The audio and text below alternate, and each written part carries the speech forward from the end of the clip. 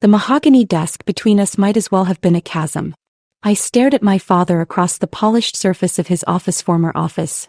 I corrected myself bitterly and tried to process the words that had just come out of his mouth. You want me to what? Thomas Sterling looked older than I'd ever seen him. The past 6 months had carved deep lines around his eyes, turned his dark hair nearly silver at the temples. He wouldn't meet my gaze, instead focusing on the crystal tumbler of scotch in his hands. At 2 in the afternoon. That alone told me how bad things had gotten. It's already arranged, Vivienne. His voice was hollow. Defeated. The contracts are being drawn up as we speak. Arranged. I tasted the word, found it bitter. You arranged for me to marry a complete stranger. Like we're living in some Victorian novel. The Vaughn family has agreed to acquire Sterling Industries debt in exchange for In exchange for me. I shot to my feet, my chair scraping harshly against the floor. You sold me. That's what you're saying. You sold your daughter to save the company. Vivienne, please. My father finally looked at me and I hated the desperation I saw there. If we don't do this, we lose everything. The company, the house, your siblings' college funds. Emma's medical bills from last year nearly bankrupted us. Owen's tuition. Stop. I held up my hand, my own voice shaking now. Don't you dare put this on Emma and Owen. They didn't ask for this. Neither did you, he said quietly. I know that. God, Viv, do you think I want this? Do you think I haven't explored every other option? I sank back into the chair, suddenly exhausted. Through the floor-to-ceiling windows of the corner office, Manhattan sprawled below us in the late October afternoon. From the 42nd floor, the people looked like ants. Small. Insignificant. Powerless. I'd always loved this view. As a child, I'd spin in my father's leather chair and pretend I was a queen surveying her kingdom. Sterling Industries had been built by my grandfather from nothing, grown by my father into a mid-sized manufacturing empire. Nothing compared to the giants, but respectable. Thought. Until 6 months ago, when our largest client pulled their contract and everything fell apart like dominoes. Tell me about him, I said finally. This man you've promised me to. My father's shoulders sagged with relief that I was at least listening. Harrison Vaughn. Though apparently he goes by his middle name Rhys. He's 32, graduated top of his class from Harvard Business School. Took over Vaughn Global when his father died 5 years ago and tripled its value. Impressive, I said flatly. And what does this paragon of business excellence want with a wife he's never met? The Vaughn family has traditional values.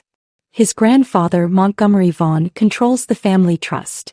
Apparently, there's some stipulation that Rhys must be married before his 33rd birthday or control of the company passes to his cousin.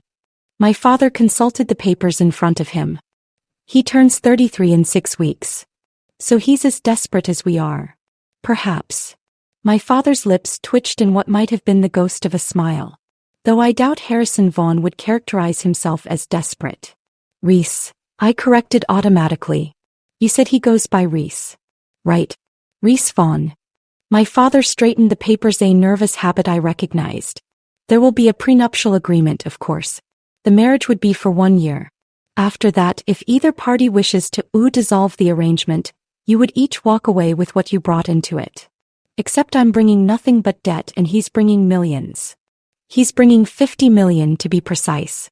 Enough to clear all our obligations, restructure the company, and leave us with operating capital. My father met my eyes. Vivienne, I know what I'm asking. I know it's archaic and unfair and you have every right to hate me for it. I don't hate you, I said softly and realized it was true. I was angry, yes. Frightened, absolutely. But hate, no. I'd seen my father work himself to exhaustion trying to save the company. I'd watched him sell everything that wasn't nailed down. I'd held him while he cried after laying off 50 employees, people he'd known for decades. People whose children he'd watched grow up. He'd done everything except the one thing I'd begged him to do. Let it go. Let the company fail. Start over. But Thomas Sterling was a proud man and Sterling Industries was his legacy. His father's legacy. The weight of generations pressed down on his shoulders. And now apparently on mine. When would this happen? I asked. The wedding. 3 weeks. They want it done quickly. Quietly. A small ceremony, just immediate family. 3 weeks. 21 days until I became Mrs. Rhys Vaughn. Mrs. Harrison Vaughn? I didn't even know which name he used legally. I didn't know anything about him except that he was rich, 32, and willing to buy a wife to secure his inheritance. Have you met him? I asked. This Rhys Vaughn. Once, briefly, when we signed the preliminary agreements. He's. My father paused, choosing his words carefully. Intense. Very controlled. Not unkind but not warm either. Businesslike. How reassuring. His lawyer assures me he'll treat you with respect. The prenup includes provisions for your protections, stipends, living arrangements - Living arrangements? I laughed, the sound sharp and brittle. Where exactly will I be living? Am I to be installed in some gilded cage? He has a penthouse in Tribeca. You live there. Together. My father cleared his throat. As for the, marital aspects of the arrangement, that's between you and him. The contract doesn't stipulate - Stop. I held up my hand, feeling my cheeks burn. Please stop talking. We sat in uncomfortable silence. Outside, the sun was beginning its descent, painting the glass towers gold and amber. Beautiful and cold. Do I have a choice? I asked quietly. Really? My father's silence was answer enough. I thought of Emma, 19 and brilliant, starting her sophomore year at Columbia. She wanted to be a doctor. Saved lives, she said, not just corporate profits. I thought of Owen, 16 and impossible, all gangly limbs and bad jokes and dreams of studying architecture. I thought of my mother's grave in the cemetery in Connecticut, and how she'd made my father promise to take care of us. To keep us together. To keep us safe. Sterling Industries wasn't just a company. It was our family's lifeblood, for better or worse. The employees depended on it. The community depended on it. And now apparently so did I. I need to meet him, I said finally. Before I agree to anything, I need to meet Rhys Vaughn face to face. Of course. My father's relief was palpable. I'll arrange it. Tomorrow if possible. Tomorrow. I stood, smoothing down my skirt with trembling hands. Fine. Vivienne - Don't. I held up my hand. Don't apologize, don't thank me, just don't. I need to process this. I made it to the door before his voice stopped me. Your mother would be so proud of you. Your strength, your sacrifice - Mom would be horrified, I said without turning around. She'd tell you to let the damn company burn and save your daughter instead. Perhaps, my father said quietly. But she's not here. And we are. And sometimes, Viv, we have to make impossible choices to protect the people we love. I left without responding, my heels clicking sharply against the marble floor as I fled toward the elevators. I made it inside and pressed the button for the lobby before the tears came. As the elevator descended, I caught my reflection in the polished doors. Vivienne Sterling, 26, entrepreneur with a struggling boutique consulting firm. Daughter. Sister. Soon-to-be wife to a man I'd never met. My phone buzzed. A text from Emma. Movie night tonight? I'm thinking horror marathon and excessive popcorn. I typed back with shaking fingers. Can't tonight. Rain check. Love you. Her response came immediately. Everything okay? I stared at the message. How did I answer that? How did I tell my brilliant, hopeful baby sister that I was about to become a bargaining chip in a business deal? Everything's fine, I lied. Just work stuff. Talk tomorrow? You're a terrible liar, Emma wrote. But okay. Tomorrow. Love you too, Vi. The elevator doors opened onto the lobby. I stepped out into the late afternoon crowd, just another face in the Manhattan masses. Insignificant. Free. For 3 more weeks at least. My phone buzzed again. Unknown number. I almost ignored it, then saw the message preview. Miss Sterling, this is Rhys Vaughn. Your father provided your contact information. I understand we're meeting tomorrow. 2 p.m. my office at Vaughn Global. Don't be late. I stared at the message, reading it 3 times. No greeting. No plaisanteries. Just cold, crisp instructions. Businesslike, my father had said. My fingers hovered over the keyboard. I should respond professionally. Courteously. This man held my family's future in his hands. Instead I typed, I'll be there. Try not to be an insufferable ass. I hit send before I could reconsider, then immediately wanted to throw my phone into the Hudson River. What was I thinking? I just insulted the man who was about to save my family from financial ruin. The man I was supposed to marry in 3 weeks. My phone buzzed almost immediately. I make no promises. See you tomorrow, Miss Sterling. Despite everything, the fear, the anger, the overwhelming sense of my life spiraling out of control, I felt my lips twitch. Tomorrow I would meet the man who would become my husband. The man who saw me as a business transaction, nothing more. Tomorrow my real life would end and this bizarre arrangement would begin. I hailed a cab and gave the driver my address in Brooklyn. Through the window, Manhattan blurred past, all glass and steel and cold ambition. Somewhere in one of those towers, Rhys Vaughn was probably working late in his office, reviewing contracts and balance sheets. Did he think about me at all? Did he wonder what kind of woman would agree to such an arrangement? Or was I just another line item on his agenda? Meeting with future wife. 2 p.m. Duration 30 minutes. Objective: secure inheritance. The cab pulled up to my building, a modest walk up in Park Slope, about as far from Tribeca penthouses as you could get. I paid the driver and climbed the 3 flights to my apartment, each step feeling heavier than the last. Inside, I dropped my purse and coat on the floor and sank onto my second-hand couch. The apartment was small but mine. I'd furnished it with thrift store finds and IKEA basics. I'd painted the walls myself, hung the curtains, built the bookshelves. In 3 weeks, I'd leave all of this behind for a penthouse in Tribeca and a husband I'd never met. My phone buzzed. Another text from the unknown number that was apparently Rhys Vaughn. One more thing. Wear something professional tomorrow. First impressions matter. I stared at the message, felt anger surge through me hot and bright. Before I could stop myself, I typed back. One more thing. Go to hell. I'll wear what I want. This time there was no immediate response. Good. Let him stew on that. I tossed my phone aside and stared at the ceiling, watching the shadows lengthen as the sun set. Tomorrow I would meet Rhys Vaughn. Tomorrow I would look into the eyes of the man who saw me as a commodity, a solution to his problem. Tomorrow I would begin the performance of a lifetime, playing the role of the devoted wife while protecting what was left of my heart. But tonight I would let myself grieve for the life I was about to lose. My phone buzzed one final time. Against my better judgment I looked. Fair enough. Wear what you want. But Miss Sterling? Try not to be late. I have a very full schedule and I'd hate for our first meeting to start with me being an insufferable ass. Despite myself, despite everything, I smiled. Maybe, just maybe, Rhys Vaughn was slightly more human than I'd feared. Or maybe he was just a better actor than I was. I guess I'd find out tomorrow. At 2 p.m. When my old life ended and this strange new chapter began. Chapter 1. First encounter.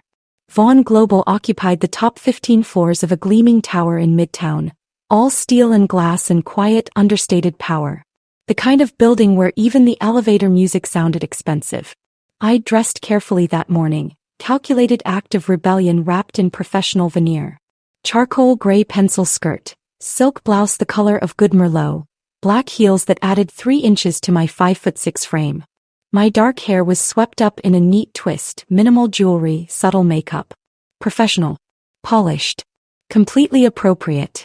And absolutely not what Rhys Vaughn had told me to wear, which made it perfect.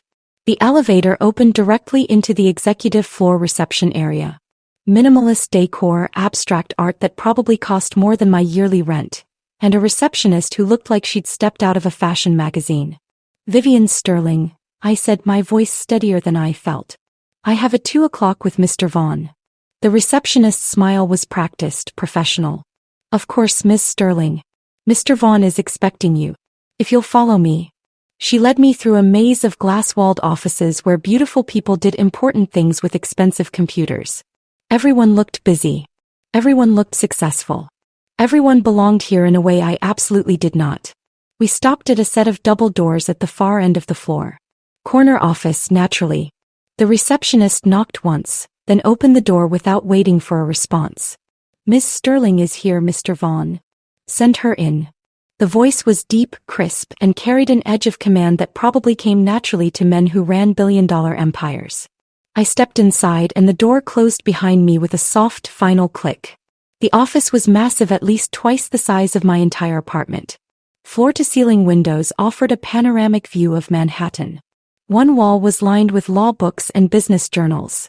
Another held what appeared to be original artwork. The furniture was modern, expensive, and entirely impersonal. And behind the broad desk sat Rhys Vaughn. My first thought was that my father had undersold him. Intense didn't begin to cover it. He was tall, I could tell even with him seated. Broad shoulders filled out his charcoal suit jacket perfectly. Dark hair, slightly longer than conventional business standard, swept back from a face that belonged on magazine covers. Strong jaw, high cheekbones, a mouth that looked like it rarely smiled. But it was his eyes that caught me. Gray-blue like a winter storm, assessing me with an intensity that made me want to squirm. I'd learned early that showing weakness in business was fatal. He stood, and yes, he was tall. 6'2", maybe 6'3". The kind of presence that dominated a room without trying. "Miss Sterling." He didn't offer his hand. "You're 2 minutes late." Of course he'd been watching the clock. "Traffic," I said coolly. "Manhattan at rush hour. I'm sure you understand." "I understand that punctuality demonstrates respect. Our meeting was at 2. You arrived at 2:02. And yet the world hasn't ended. Remarkable." Something flickered in those storm cloud eyes. Surprise? Amusement? Annoyance? It vanished before I could identify it. "Please sit." He gestured to one of the leather chairs facing his desk. I sat, crossing my legs and folding my hands in my lap. Composed. Not at all terrified that this stranger held my family's future in his perfectly manicured hands. Rhys Vaughn resumed his seat and opened a file on his desk. My file, I realized. My life reduced to papers and statistics. 26 years old. He read without looking up.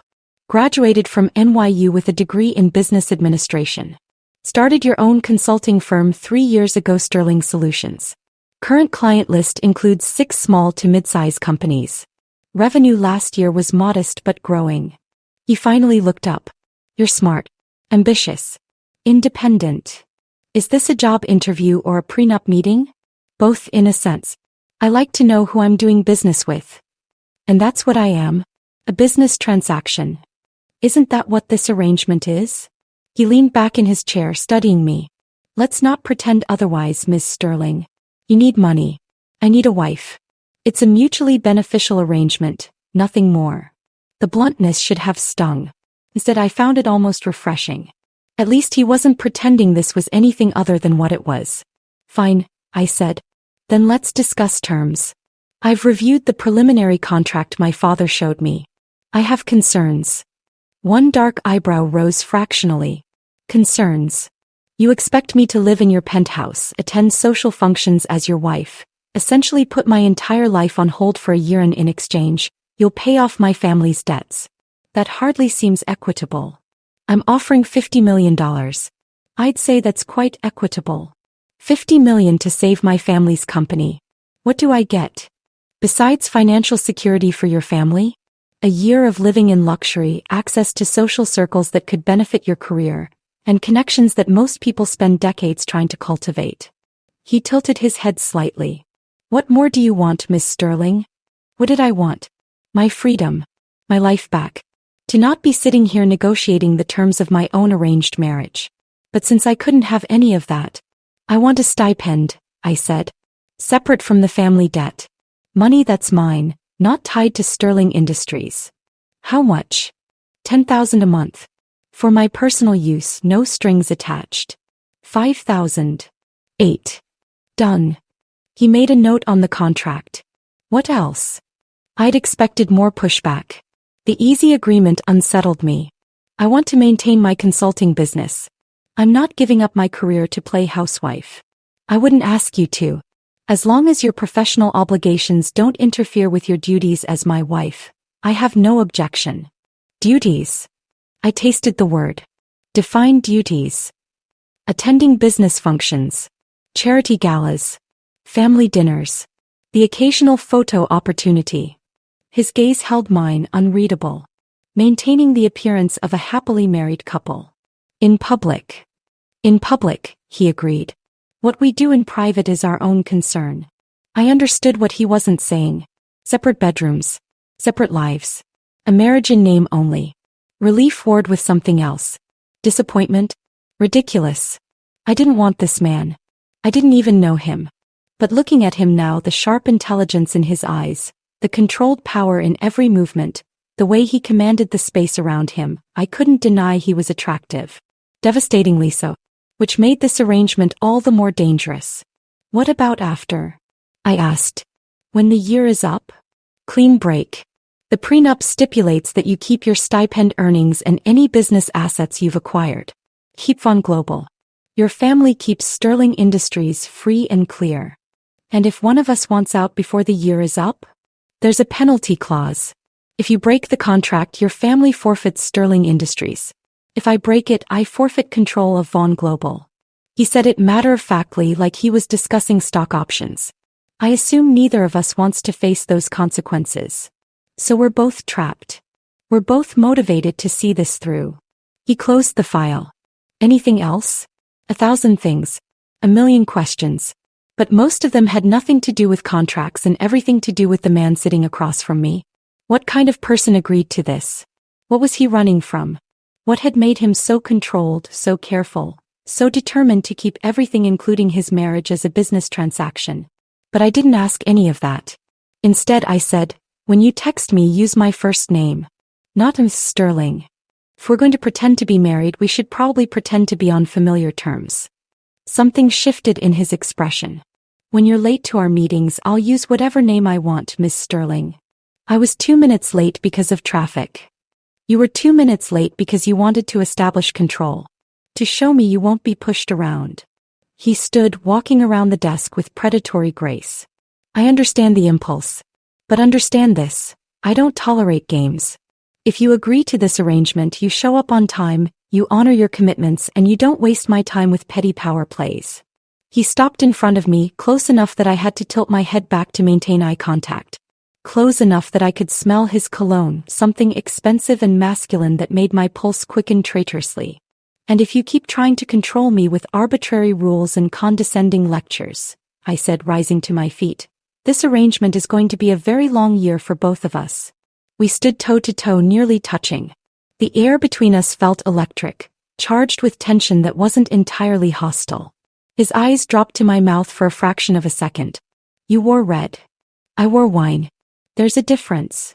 You wore it because I told you to wear something professional and you wanted to prove you don't take orders. Damn it. He was right. I wore it because it's my favorite shirt. I lied. You're a terrible liar, Vivienne. The sound of my name and his voice, rough and low, did something to my insides that I absolutely could not afford to analyze. Then it's good we're not actually going to be married, I said. Since apparently I can't hide anything from you. We will be actually married. Legally binding, signed and witnessed. What we won't be is in love. Obviously. Good. As long as we're clear on that. He stepped back, returning to his desk. The moment broke, leaving me slightly breathless and more than a little confused. What the hell was that? The wedding will be in 3 weeks, he continued, his voice all business again. Small ceremony, immediate family only. My lawyers will have the final contract ready by Friday. Review it, sign it, return it to me by Monday. Efficient. I don't believe in wasting time. No, I'm sure you don't. I grabbed my purse. Is there anything else, or am I dismissed? One more thing. He picked up his phone, typed something, then looked back at me. I've sent you my assistant's contact information. She'll coordinate with you regarding the wedding arrangements and moving your things to the penthouse. The penthouse. Reality crashed over me again. In 3 weeks, I'd be living with this man. Sharing space. Pretending to be his wife. 2 bedrooms, he said as if reading my mind. You'll have your privacy. How romantic. Romance was never part of the deal. No, I agreed. I suppose it wasn't. I headed for the door, eager to escape the intensity of his presence, the confusing riot of emotions churning in my chest. Vivienne. I stopped, my hand on the door handle.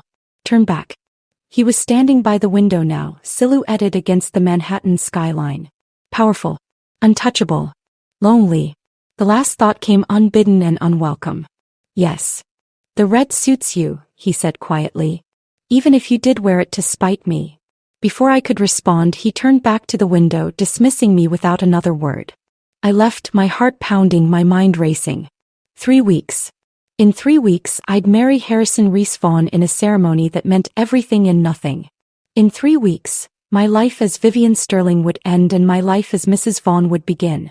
And despite everything, despite the cold transaction, despite his arrogance, despite the fact that he saw me as a solution to his problem, I couldn't stop thinking about the way he'd looked at me. Like I was a puzzle he couldn't quite solve. Like maybe, just maybe, he was as unsettled by this arrangement as I was. The elevator descended and I watched the floor numbers tick down. Ground level. Reality. My phone buzzed. Rhys, 3 weeks. Try not to be late to your own wedding. I stared at the message, torn between irritation and that damned inappropriate flutter in my chest. Me, I'll be there. Try not to be an insufferable ass at the altar. Rhys. Again, no promises. Despite everything, I smiled. Maybe this arrangement would be hell. Or maybe, just maybe, it would be something else entirely. I guess I'd find out. In 3 weeks. When I became Mrs. Harrison Rhys Vaughn. God help us both. Chapter 2. The performance begins. The wedding happened on a cold November morning in a courthouse downtown. No white dress. No flowers. No tearful vows or promises of eternal love. Just me in a cream-colored sheath dress I'd bought on sale, Rhys in another one of his perfect suits, and a judge who'd clearly performed this particular ceremony too many times to find anything romantic about it. Do you, Harrison Rhys Vaughn, take this woman to be your lawfully wedded wife? Ido. No hesitation. No emotion. Just 2 words that bound us together legally, financially, irrevocably. And do you, Vivienne Elizabeth Sterling, take this man to be your lawfully wedded husband? I looked at Rhys. He looked back, his expression unreadable. This was it. Last chance to run. Last chance to choose freedom over security, independence over sacrifice. I thought of Emma's text that morning. Good luck today, Vi. I know this isn't what you wanted, but I'm so grateful. I love you. I thought of Owen, who didn't know why I was getting married so suddenly but had hugged me tight last night and said, "You're the bravest person I know." I thought of my father standing in the back of the courtroom with tears in his eyes and shame on his face. I do, I said. The judge smiled. Then, by the power vested in me by the state of New York, I now pronounce you husband and wife. You may kiss the bride. Rhys's hand came up to cup my jaw, tilting my face toward his. His touch was warm, gentle, entirely at odds with his cold demeanor. For appearances, he murmured so quietly only I could hear. Then his lips touched mine. It was meant to be perfunctory. A brief press of mouths to seal the deal. But the moment our lips met, something electric shot through me. His hand tightened on my jaw and I found myself leaning into him, my fingers clutching his lapels. The kiss deepened for just a moment, his tongue brushing my lower lip, my breath catching before he pulled back. His eyes were dark, storm clouds before lightning. Congratulations, the judge said cheerfully, oblivious to the tension crackling between us. Mr. and Mrs. Vaughn. Mrs. Vaughn. I was Mrs. Vaughn now. The thought made me dizzy. We signed the papers. My father embraced me, whispering apologies I didn't want to hear. Emma and Owen had wanted to come, but I'd insisted they stay away. This wasn't a celebration. It was a business transaction. Even if that kiss had felt like something else entirely. Ready? Rhys asked, his hand at the small of my back. Proprietary. I was his wife now. At least on paper. As I'll ever be, I said. The penthouse was everything I'd expected and nothing I was prepared for. Tribeca, top floor, 3,000 square feet of luxury. Floor-to-ceiling windows. Designer furniture. Art that probably cost more than my childhood home. A kitchen that belonged in a magazine spread. All marble counters and professional-grade appliances. Your room is down that hall, Rhys said, pointing left. Mine is the master suite. There's a guest bathroom you can use or the en suite in your room. Separate wings. How romantic. He ignored the sarcasm. Your things were moved in yesterday. My assistant, Caroline, coordinated everything. If something's missing or wrong, let her know. You had people go through my apartment? Pack my things. You gave Caroline the key. She supervised the movers. I gave her the key 3 days ago. I thought I'd have time to dash. I stopped. To what? Pack my own boxes? Choose which pieces of my old life came with me? Never mind. Vivienne dash. It's fine. I'm sure everything's fine. I walked toward the windows, needing space. The view was spectacular, the Hudson River, New Jersey beyond, the city sprawling in every direction. When do the performances begin? The charity galas and business dinners and whatever other appearances are required. Saturday. There's a foundation gala. Black tie. We'll be expected to attend as a couple. 4 days. I laughed, the sound brittle. 4 days to figure out how to pretend we're madly in love. We don't have to be madly in love. It's compatible. Comfortable with each other. I turned to face him. And are we comfortable with each other?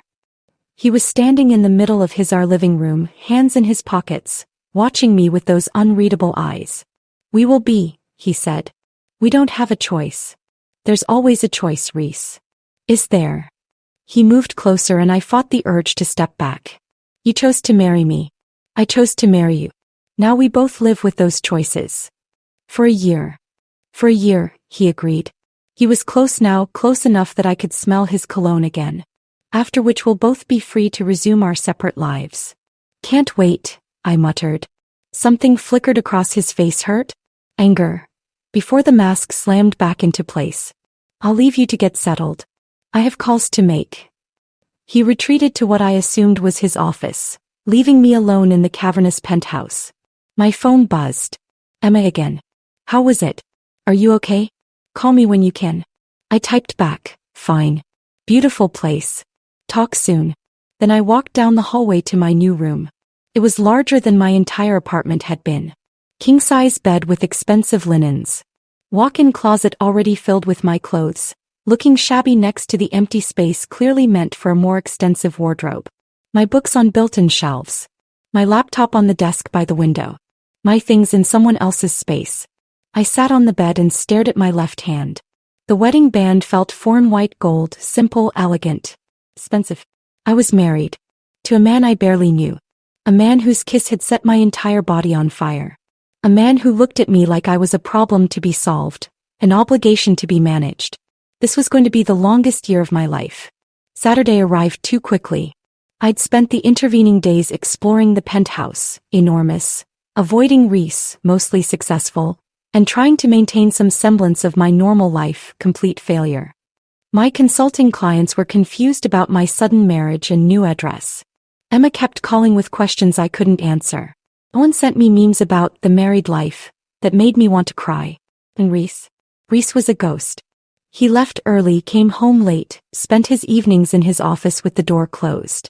We'd exchanged perhaps 50 words since the wedding. Until Saturday morning when he knocked on my bedroom door at 9 a.m. Come in, I called, expecting Caroline with some detail about tonight. Instead, Rhys entered looking unfairly good in jeans and a navy sweater. I'd never seen him in anything but suits. The casual look made him seem younger, more approachable. More dangerous. We should talk, he said. About tonight. I was still in my pajamas, an old NYU t-shirt and cotton shorts. His gaze dropped briefly to my bare legs before snapping back to my face. I'm listening, I said, pulling a throw blanket over my lap. Armor, however flimsy. He sat in the chair by the window, maintaining careful distance. The benefit is for the Vaughn Foundation. We fund literacy programs and educational initiatives. It's important to my grandfather. He'll be there. The infamous Montgomery Vaughn. He prefers Monty. A ghost of a smile. He's traditional, old-fashioned. He'll expect us to appear in love. I know. We've been over this. It's more than that. Rhys leaned forward, elbows on his knees. He's dying, Vivienne. Pancreatic cancer. The doctors give him 6 months, maybe less. I hadn't known. I'm sorry. Don't be.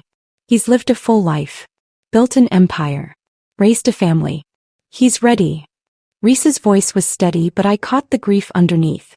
But he wants to see me settled. Happy. He thinks this marriage is real. Because that's what we told him. Because that's what we have to tell him. He can't know the truth. It would he stopped, ran a hand through his hair. It would break his heart. After everything he's done for me, I can't do that to him. I studied him, really looked at him for the first time since the wedding. The rigid posture. The careful control. The walls built so high I couldn't see over them. You love him, I said softly. He's the only father I've known since mine died. Rhys met my eyes. So yes, I love him. And I need you to help me give him this. Even if it's a lie. There was something raw in his voice, a vulnerability he was trying desperately to hide. Hey, I said. Then tell me what I need to know. What he expects. How I should act. Relief washed over his face. Thank you. Don't thank me. It's part of our arrangement, remember? I play the devoted wife. Right. The arrangement. He stood abruptly. We should leave by 6. Cocktail hour starts at 7. What time is it now? 9:30. So I have 8.5 hours to transform into the perfect billionaire's wife. Excellent. I threw off the blanket and stood. I assume you have opinions about what I should wear? Caroline left several options in your closet. Designer gowns. Courtesy of Vaughn Global's expense account. How thoughtful. Vivienne dash. It's fine, Rhys. Really. I moved toward the door, suddenly desperate to end this conversation. I'll be ready at 6. I'll smile at your grandfather. I'll hold your hand and gaze at you adoringly and play my part perfectly. That's not dash, he stopped. That's all I'm asking. Good. Then we understand each other. I swept past him, heading for the bathroom. His hand caught my wrist, stopping me. I know this isn't easy, he said quietly. This situation. I know I'm asking a lot. You're not asking. You're paying. There's a difference. His jaw tightened. Is that really what you think? That this is just a transaction? Isn't it? I pulled my wrist free. $50 million, 1 year of my life. That's the deal, right? Right, he said, but his voice was hollow. The deal. He left and I sagged against the doorframe, my heart pounding. What the hell was wrong with me? Why did his coldness sting when that's exactly what I'd signed up for? Why did I want him to see me as more than an obligation when I didn't even like him? Except, I did like him. Or at least I liked the glimpses of the man beneath the ice. The grief in his voice when he spoke of his grandfather. The vulnerability when he'd asked for my help. The way he'd kissed me at the courthouse like he'd forgotten just for a moment that it wasn't real. I pushed away from the door and headed for the shower. Tonight I'd meet his family. His world. Tonight the performance truly began. I just hoped I was a good enough actress to pull it off. The dress Caroline had selected was stunning deep emerald silk that hugged every curve before flowing to the floor. Slid up one leg. Back cut low enough to be daring without crossing into inappropriate. I barely recognized myself in the mirror. My hair was swept up in an elegant twist. Diamond earrings I'd never seen before glittered in my ears, borrowed from the Vaughn collection. According to the note Caroline had left. I looked like I belonged in this world.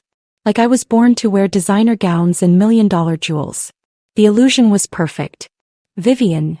Rhys's voice through the door. Are you ready? I took a deep breath. Yes. I opened the door. Rhys stood in the hallway in a tuxedo that should be illegal. Black jacket fitted perfectly across his broad shoulders. White shirt crisp and pristine. Bow tie that drew attention to his strong jaw. He stared at me.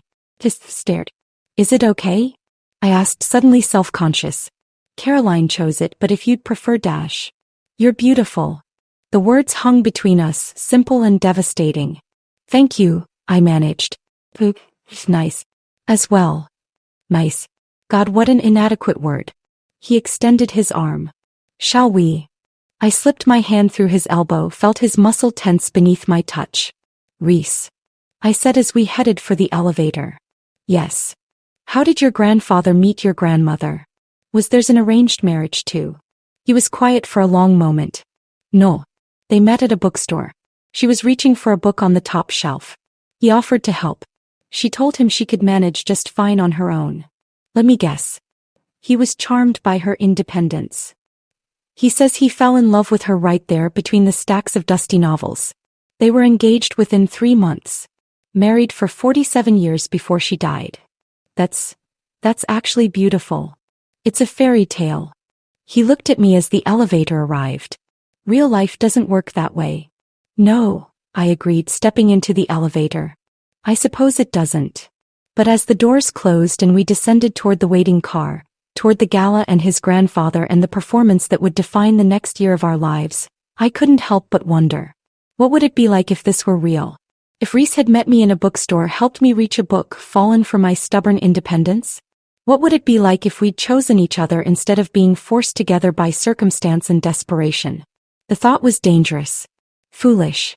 Completely impossible. Vivienne. Rhys's voice pulled me back to reality. You're thinking too hard. I can practically hear the gears turning. Just preparing for my performance. It's not a performance. His hand came up to adjust one of my earrings, the gesture surprisingly intimate. Just be yourself. That's all I need you to be. Myself playing your wife. Yes. For your dying grandfather's peace of mind. Yes. While maintaining appropriate emotional distance so neither of us forgets this is temporary. His hand dropped. Exactly. The car pulled up. The driver opened the door. The cold November air rushed in. Then let's go, I said. Time to pretend. But as Rhys helped me into the car, his hand lingering on mine a beat too long, I wondered which one of us I was trying to convince. Him or myself. Chapter 3. Cracks in the Armor.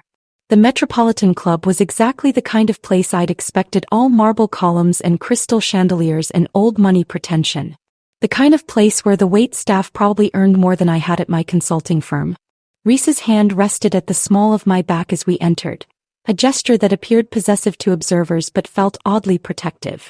I tried not to think about the heat of his palm through the thin silk of my dress. Nervous, he murmured, his lips close to my ear. Terrified, I admitted. But I'll manage. You'll be perfect. There was certainty in his voice that I didn't feel. Just remember, I'm madly in love with you. Got it. His fingers tightened on my waist, whether in warning or something else I couldn't tell. The ballroom was already crowded with Manhattan's elite. Designer gowns, bespoke tuxedos, champagne flowing like water.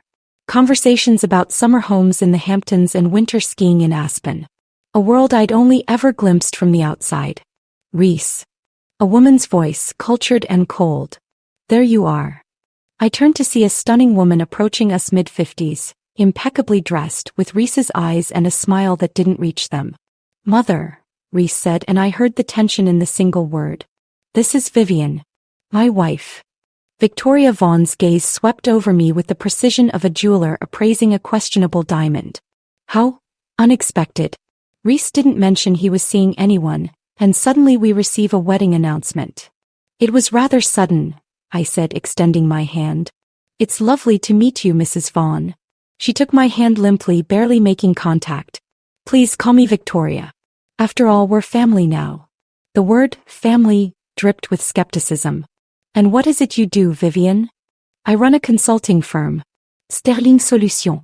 We work with small to mid-size companies on operational efficiency and How quaint. Victoria's smile could have cut glass. And your family? Are they in business as well?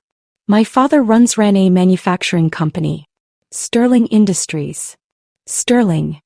Victoria's eyes sharpened. Wasn't there something in the business section recently about Sterling Industries facing bankruptcy? The words hit like a slap. Beside me, Rhys went rigid. Mother, he said, his voice dangerously quiet. That's enough. I'm simply trying to get to know my new daughter-in-law. Victoria's innocent expression didn't fool anyone. Surely there's nothing wrong with that? There's everything wrong with your tone. Rhys's hand moved from my back to my waist, pulling me closer against him. The gesture was clearly protective, staking his claim. Vivienne is my wife. You will treat her with respect, or you and I will have a very different conversation. I'd never heard him speak like that, steel wrapped in ice. Victoria's eyes widened fractionally before her mask slipped back into place. Of course, darling. I meant no offense. She turned her attention back to me, and this time her smile was slightly more genuine. Or at least better acted. Welcome to the family, Vivienne. I'm sure we'll get to know each other much better in time. She glided away, leaving me feeling like I'd just survived a trial by fire. I'm sorry, Rhys said quietly. He's protective. And suspicious.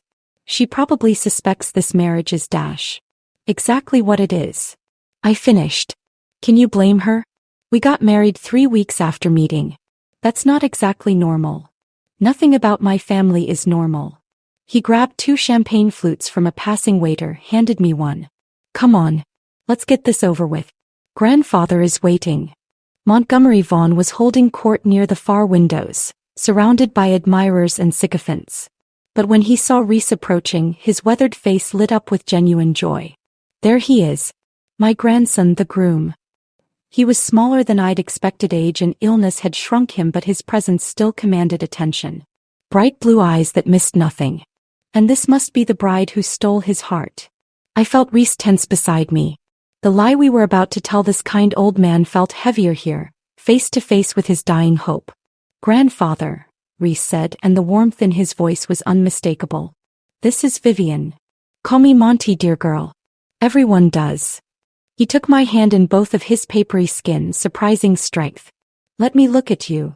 I stood still while he studied me, feeling examined and found wanting. Then he smiled. She's got fire in her eyes, Rhys. Good. You need someone who'll stand up to you. God knows you're as stubborn as I am. I wonder where I learned that, Rhys said dryly. Seat. Monty gestured to the chairs beside him, dismissing his hangers-on with a wave. Tell me everything. How did you meet? When did you know she was the one? Rhys and I had rehearsed this in the car. A simple story. We'd met at a coffee shop, bonded over a shared love of old movies, started dating. Nothing too elaborate. But looking at Monty's eager face, the rehearsed lies stuck in my throat. We met through business, I said instead. My family's company was going through a difficult time. Rhys helped. Not quite the truth, but not quite a lie either. And you fell in love? Monty prompted. I glanced at Rhys, who was watching me with an unreadable expression. I didn't expect to. He was so cold at first, all business. But then I saw glimpses of who he really was underneath. The man who visits his grandfather every Sunday. Who remembers his assistant's birthday. Who I stopped, realizing I'd said too much. Revealed that I'd been paying attention. Rhys's eyes had darkened, storm clouds gathering. Who makes you happy? Monty finished for me, oblivious to the tension crackling between us. That's all I wanted for him. For both of you. Happiness. We are happy, Rhys said, his voice steady. He took my hand, threaded his fingers through mine. To anyone watching, it looked natural. Intimate.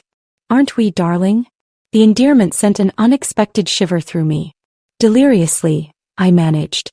Monty beamed. I knew at the moment I saw you together. The way he looks at you, Vivienne.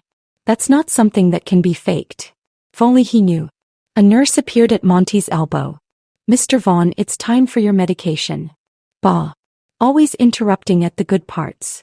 But he stood slowly, aided by the nurse. Come visit me soon. Both of you. Sunday dinner. I want to hear more about this whirlwind romance. We'll be there, Rhys promised. After Monty left, Rhys and I sat in awkward silence. His hand was still holding mine and I couldn't bring myself to pull away. You were good with him, he said finally. Better than I expected. You mean I'm a good liar? I mean you made him happy. That's all that matters. Is it? I turned to face him. Rhys, he's dying. And we're lying to him about one of the most important things in your life. Don't you feel? What I feel doesn't matter. He released my hand, stood. I need to make the rounds. Network. You should. Rhys Vaughn. As I live and breathe. The voice was female, sultry, and entirely too familiar based on the way Rhys's jaw clenched. I turned to see a woman approaching mid-30s, stunning in a red dress that left little to the imagination. Blonde hair in perfect waves. The kind of beauty that made other women feel inadequate just by existing. Clarissa, Rhys said, his voice flat. I didn't know you'd be here. Father's on the foundation board. You know I never miss the gala. Her eyes slid to me, assessing and dismissive in one glance. And who is this? My wife. Vivienne Vaughn. I saw the shock flicker across her face before she masked it. Your wife. How? Unexpected. When did this happen? Last week, I said, standing and extending my hand. Nice to meet you. She took my hand limply, the same way Victoria had. Vivienne. What an old-fashioned name. Family tradition, I said sweetly. And you are? Clarissa Sutton. An old friend of Rhys's.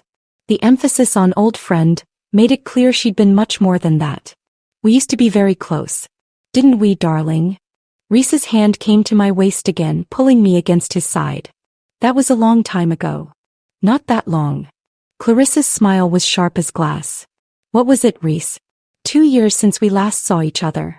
3. At the Morgan wedding. Ah yes. The Morgan wedding. I seem to recall we had quite the conversation that night. About second chances and dash. If you'll excuse us, Rhys interrupted, his voice cold enough to frost the windows. Vivienne and I were just leaving. Already? But the night is young. Clarissa's gaze locked on mine. You should know, Vivienne, that Rhys and I have a very special connection. The kind that doesn't just disappear because of a marriage certificate. Then I suppose it's lucky, I said, matching her smile with one of my own, that I'm not the jealous type. Enjoy your evening, Clarissa. I turned and walked away before she could respond, before Rhys could see that my hands were shaking. Special connection. She'd made it sound so intimate. Like they still... Well, I wasn't going to think about that. This was a business arrangement. What Rhys did before our marriage, what he might do during it, was none of my concern. Except it felt like my concern. It felt like a knife between my ribs. I made it to the ladies' room before the tears came. Stupid. I was being so stupid. Crying over a man I'd married for money. A man who'd made it clear this was temporary. A man who'd defended me to his mother. Who'd held my hand like he meant it. Who'd looked at me in that elevator like, "Stop it," I whispered to my reflection. "Stop reading into things that aren't there." The door opened. I quickly dabbed at my eyes, hoping my makeup wasn't ruined. Vivienne. Hannah's voice. Wait, who was Hannah? I turned to see a woman about my age, pretty, with kind eyes and a genuine smile. I'm sorry, Dove. We don't. I'm Hannah Prescott. My husband works with Rhys. She moved closer, her voice dropping. I saw what happened with Clarissa. Are you okay? I'm fine. It's nothing. It's not nothing. Clarissa Sutton is a professional mean girl. She's made more than one woman cry at these events. Hannah handed me a tissue. For what it's worth, I saw the way Rhys looked at you when you walked away. That man is completely gone for you. I laughed, the sound bitter. You don't know what you're talking about. Maybe. But I know Rhys Vaughn. I've worked enough events with my husband to see him in action. Controlled. Never lets anyone get close. She squeezed my arm. Until you. The way he defended you to his mother? The way he held your hand like he was afraid you'd disappear? That's not nothing, Vivienne. It's all for show, I said quietly. We barely know each other. Hannah studied me for a long moment. Maybe you barely know each other yet. But there's something there. I can see it even if you can't. Before I could respond, my phone buzzed. A text from Rhys. Where are you? We need to leave. Duty calls, I said, forcing a smile. Welcome to the club, Hannah said. Literally. These foundation events happen quarterly. You'll get used to them. Can't wait. I found Rhys in the lobby, his expression thunderous. Where were you? Ladies' room. Is that allowed, or do I need to file a request in triplicate? Don't. His hand gripped my elbow, not quite gentle. Don't be flippant. Not about this. About what? Your ex-girlfriend making her claim? Or your mother treating me like hired help? Or maybe the fact that we're lying to a dying man who just wants you to be happy. We were outside now, the November air biting cold.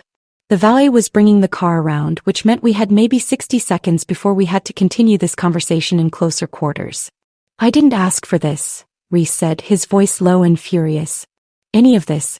Clarissa showing up, my mother being cruel, my grandfather dash. He stopped, ran a hand through his hair. I'm doing the best I can, Vivienne. Are you? I challenged. Because from where I'm standing, it seems like you're trying to control everything and everyone. Manage us like assets in a portfolio. But people aren't numbers on a spreadsheet, Rhys. We're messy and complicated and dash. And what? He stepped closer, backing me against the stone balustrade. Tell me, Vivienne. What am I missing? Feeling, I whispered. You're so busy controlling everything that you've forgotten how to actually feel anything. His eyes darkened. You think I don't feel? You think this is easy for me? I think you're terrified. Of your grandfather dying, of losing control, of dash. Of you. The words came out rough, raw. I'm terrified of you, Vivienne. Of what you make me want. Of what you make me feel. My breath caught. Rhys dash. The car is here, sir, the valet announced. The moment shattered. Rhys stepped back, his walls slamming into place so fast I almost didn't see it happen. Let's go home, he said, his voice carefully neutral once more. But I'd heard it. That crack in his armor. That moment of devastating honesty. He was terrified. Of me. The ride home was silent. When we reached the penthouse, Rhys went straight to his office without a word, closing the door with a soft click that felt louder than a slam. I stood in the living room in my beautiful borrowed dress, feeling more alone than I had in my tiny Brooklyn apartment. My phone buzzed. Emma. How was the gala? Did you have fun? Fun. Right. It was fine. Long going to bed. Love you. I headed to my room, kicked off the designer heels and started to unzip the dress. My fingers fumbled with the zipper. It was stuck halfway down my back, just out of reach. Perfect. The perfect end to a perfect night. I knocked on Rhys's office door. No answer. Rhys? I need help. The door opened. He'd removed his jacket and bow tie, unbuttoned his collar. He looked tired. Human. What's wrong? My zipper is stuck. I can't reach it. I turned my back to him. Can you?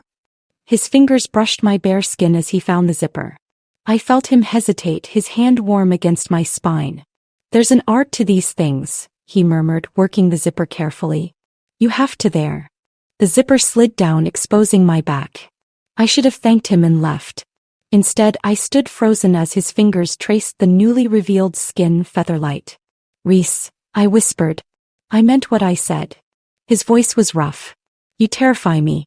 Because this isn't supposed to be real. And somehow when I'm with you it feels real. I turned to face him, holding the dress against my chest. So what do we do? I don't know. He cupped my face, his thumb brushing my cheekbone. God help me, Vivienne, I don't know. He kissed me, then not the perfunctory kiss at the courthouse, but something desperate and real. His hands tangled in my hair as I dropped the dress and pulled him closer, needing to feel something solid in a world that had tilted off its axis. We stumbled backward into my room. His hands on my waist, mine working the buttons of his shirt. Kissing like we were drowning in each other was air. We fell onto my bed in a tangle of limbs and desperation. His mouth on my neck, my fingers in his hair, both of us gasping. His phone rang. We froze. The spell broke. Rhys rolled away, fumbling for his phone. It's the hospital. My grandfather Dash. He answered and I watched his face drain of color. We'll be right there, he said, ending the call. What happened? He collapsed. They don't know if Dash, his voice cracked. We need to go. Now. I grabbed my jeans and a sweater, dressed in 30 seconds flat. Rhys was already heading for the door. In the elevator, in the car, in the hospital corridor, we didn't speak. But his hand found mine in the darkness, held tight. And I held back just as tightly. Whatever this was between us, real or pretend, temporary or something more, it would have to wait. Right now, all that mattered was getting to Monty. Before it was too late. I sat with her. Held her hand. Let her cry on my shoulder. And when she was done, I told her I was sorry. Sorry for treating her like an obligation instead of a partner. Sorry for wasting 3 years we could have spent falling in love. He looked at Rhys. She told me it wasn't too late. That we could start over. So we did. That's different, Rhys said. You had 3 years together. We have 1. Then don't waste it the way I did. Monty's grip was surprisingly strong. Don't waste it being afraid. Don't waste it protecting yourself from something that might actually make you happy. A nurse appeared in the doorway. I'm sorry, but Mr. Vaughn needs to rest now. Of course. Rhys stood reluctantly. We'll come back tomorrow. Vivienne, Monty called as we reached the door. Take care of him. He acts tough, but he breaks easily. I will, I promised. In the hallway, Kit was waiting with coffee and an anxious expression. How is he? Tired. But himself. Rhys took one of the coffee cups. He should rest. We should go home. The 3 of us walked to the parking garage in silence. Kit peeled off at his car with a wave, leaving Rhys and me alone. The drive back to Tribeca was quiet. Rhys white-knuckled the steering wheel, his jaw tight. Thank you, he said finally as we pulled into the building's garage. For telling him the truth. You didn't have to do that. Yes, I did. He deserved honesty. Even though it might have broken his heart? I think lying to him would have been worse. I turned to face him in the darkened car. And he wasn't upset. He understood. He told us a fairy tale.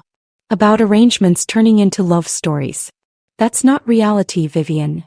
Maybe not. But what if it could be?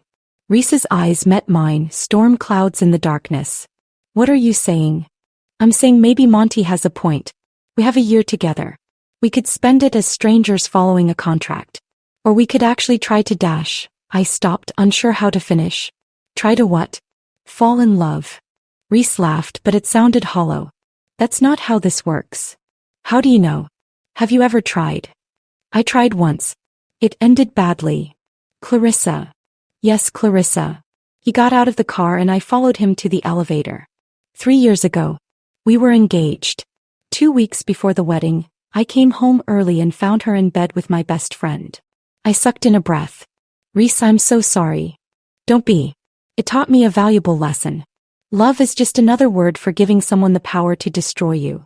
The elevator doors opened. He held them for me, ever the gentleman even in his bitterness. I won't make that mistake again. So you'll what? Spend the rest of your life alone? Keeping everyone at arm's length. If necessary. That's not living. That's just existing. We reached the penthouse. Rhys unlocked the door and we stepped into the dark, empty space. Maybe I prefer existing, he said quietly. It's safer. Safer, I repeated. God, Rhys. What kind of life is that? The kind where I don't wake up one morning to find that the person I trusted most has betrayed me. I'm not Clarissa. No. You're worse. He moved closer and I could see the pain in his eyes. Because at least with Clarissa, I knew it was real before it fell apart. With you, I don't even have that. This is a contract with an expiration date. In 11 months, you'll walk away. And that's if you even make it that long. What's that supposed to mean? It means you're already getting under my skin, Vivienne. You're making me want things I swore I'd never want again. And in 11 months or 11 days, if you get smart and decide this isn't worth it, I'll be the one left broken. So you'd rather push me away now? Preemptively protect yourself from something that might not even happen. Yes. The single word hung between us, brutal in its honesty. I stared at him, this brilliant, damaged, infuriating man who'd built walls so high he couldn't see over them. You're a coward, I said softly. His eyes flashed. Excuse me. You heard me. You're a coward. You're so afraid of being hurt again that you'd rather be miserable and alone than take a chance on something that might actually be good. I'm protecting myself. You're hiding. I stepped closer. And you know what? I get it. I do. Clarissa hurt you. Your father died. Your mother is cold. Your grandfather is dying. You've lost so much that you can't imagine surviving another loss. So you've decided to just stop feeling. It works. Does it? I challenged. Does it really work, Rhys? Because from where I'm standing, you look absolutely miserable. And you're the picture of happiness, he shot back. You married a stranger to save your family's business. You're living in a borrowed penthouse, wearing borrowed jewelry, playing a part for my dying grandfather. Is that the life you imagined for yourself? No, I admitted. But at least I'm still capable of imagining something better. We stood there, breathing hard, the space between us charged with anger and frustration and something else. Something dangerous. What do you want from me? Rhys asked, his voice rough. What do you want me to say? I want you to admit that you feel something. Anything. I want you to stop hiding behind contracts and walls and pretending that you're made of stone. And if I do, if I admit that you terrify me because I can't stop thinking about you, that I lie awake at night knowing you're 20 feet away and I can't touch you, that earlier tonight in your room, I forgot every reason why this is a bad idea. He moved closer, backing me against the wall. What then, Vivienne? What happens when we cross that line and it all falls apart? Maybe it won't, I whispered. And maybe it will. Maybe in a month you'll realize this was a mistake. Maybe you'll meet someone who actually deserves you. Maybe you'll wake up one morning and decide that $50 million isn't worth spending a year with someone like me. Someone like you. Yes. His hand came up, cupping my face. Someone who's broken. Someone who doesn't know how to let people in. Someone who dash. I kissed him. It wasn't like the courthouse kiss or even the desperate kiss earlier. This was something else. This was a decision. A choice. A leap. Rhys froze for half a second, then kissed me back like I was oxygen and he'd been drowning. His hands tangled in my hair, pulling me closer. I gripped his shirt, needing him closer still. We stumbled down the hallway, kissing frantically, pulling at each other's clothes. My sweater hit the floor. His shirt followed. We shouldn't, he gasped against my mouth. I know. This is a bad idea. Probably. Vivienne dash. I pulled back just far enough to meet his eyes. Stop thinking. For once in your life, stop thinking and just feel. For a moment I thought he'd pull away. Retreat behind his walls. Choose safety over risk. Then he kissed me again, lifting me against him. My legs wrapped around his waist as he carried me into his bedroom, not mine, his, and laid me on his bed. If we do this, he said, hovering above me, everything changes. I know. There's no going back to separate bedrooms and polite distance. Good. I pulled him down. I'm tired of distance. He kissed me again, slower this time. Savoring. His hands traced paths across my skin like he was memorizing me. You're sure? He whispered against my throat. Are you? He pulled back to look at me and I saw it all, the fear and hope and desperate longing he usually kept locked away. I'm terrified, he admitted. But yes. I'm sure. Then stop talking and kiss me. He did. And this time there were no interruptions. No phone calls. No words. Just the two of us choosing each other, even if it was only for tonight. Even if it was the biggest risk either of us had ever taken. Chapter 5, Lines Crossed. I woke up to sunlight streaming through unfamiliar windows and an arm draped across my waist. Rhys's arm. Rhys's bed. Rhys's bare chest pressed against my back, his breath warm on my neck. Oh God. Last night came flooding back in vivid detail. The hospital. The confession to Monty. The fight in the hallway. The kiss that had led to this. I'd slept with my husband. My contract husband. My contract husband who'd explicitly said this was supposed to be a business arrangement with no emotional entanglement. His arm tightened around me, pulling me closer. Stop thinking so loud, he murmured, his voice rough with sleep. I can hear your brain spiraling from here. I'm not spiraling. You're definitely spiraling. His lips brushed my shoulder, sending shivers through me. We can pretend it didn't happen if you want. Go back to separate bedrooms and polite distance. Is that what you want? I asked you first. I turned in his arms to face him. Morning light painted him in gold mussed hair, stubble shadowing his jaw, those storm cloud eyes watching me carefully. He looked younger like this. Vulnerable. Human. I don't know what I want, I admitted. This wasn't part of the plan. Plans change. His hand came up to tuck a strand of hair behind my ear. Maybe that's not the worst thing. Your grandfather would say we're ahead of schedule. Only took us a week instead of 3 years. He smiled, a real smile that transformed his entire face. He'd also say I'm an idiot for wasting even 1 week. You're not an idiot. You're just cautious. Terrified, he corrected. The word you're looking for is terrified. Of me. Of this. He gestured between us. Of what happens when it ends. When. Not if. We have a contract, Vivienne. 11 months left. Then you're free to go. And if I don't want to go? The words hung between us, heavy with implication. Rhys's expression shuddered slightly. Let's not get ahead of ourselves. We have time to figure this out. Right. Time. I sat up, pulling the sheet with me. What time is it? He glanced at his watch on the nightstand. 8:30. Why? I have a client meeting at 10. I need to shower, get dressed dash. Cancel it. I can't just cancel dash. Yes, you can. He pulled me back down, rolling until he was above me, his weight pressing me into the mattress in a way that made my thoughts scatter. We just spent the night together. The first morning after should involve breakfast. Coffee. More of this. He kissed me slow and deep. Not rushing off to work. Some of us have jobs that require us to actually show up.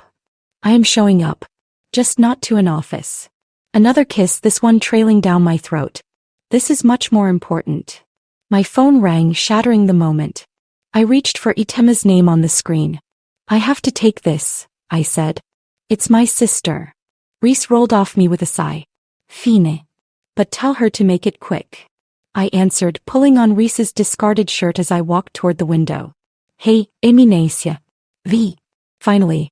I've been calling all morning. Emma sounded frantic. Have you seen the news? What news? The society pages. Someone got a photo of you and Rhys at the gala. It's, Vi, they're calling you a gold digger. My stomach dropped. What?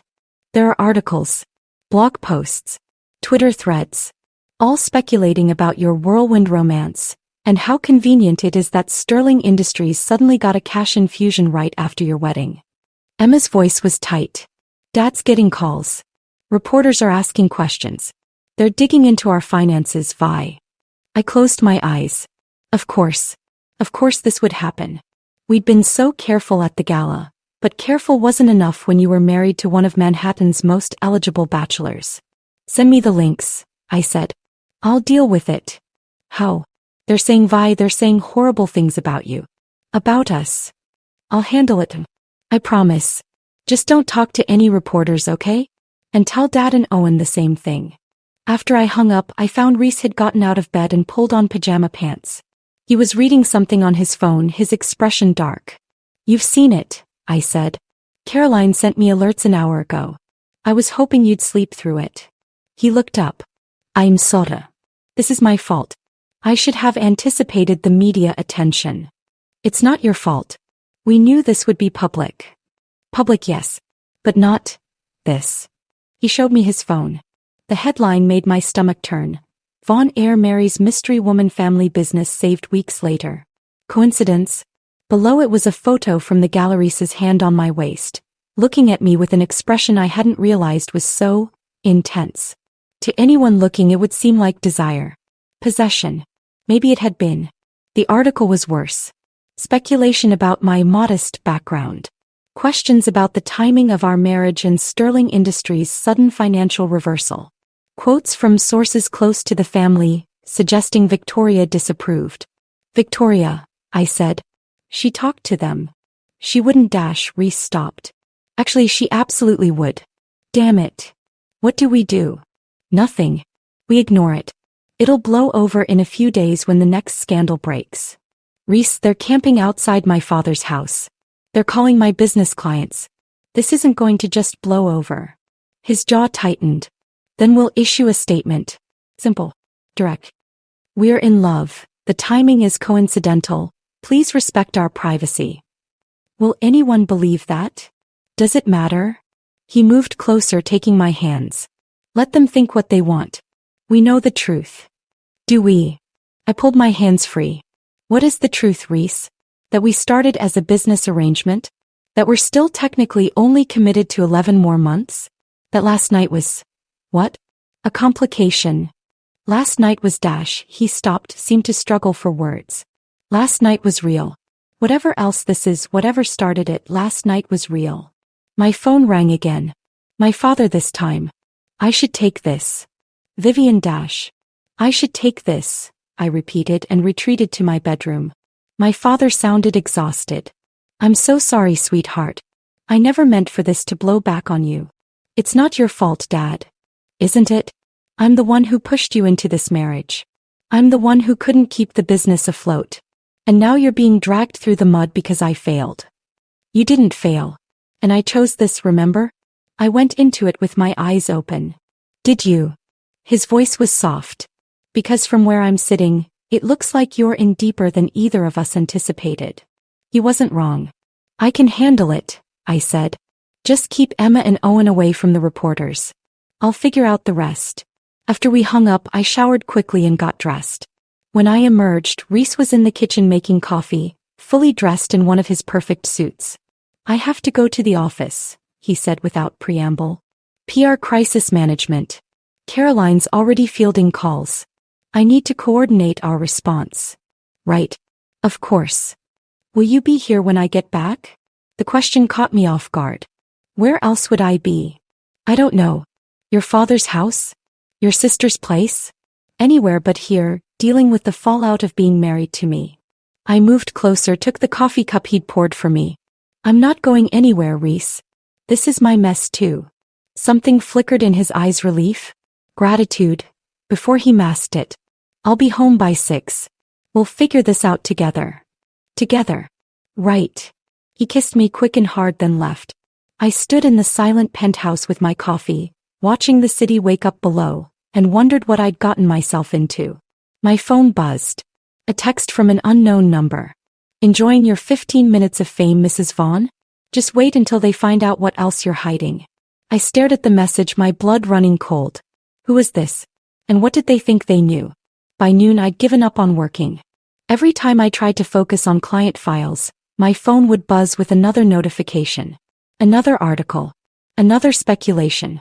The worst was a Twitter thread analyzing every public appearance Rhys had made in the past year, trying to pinpoint when we'd supposedly met.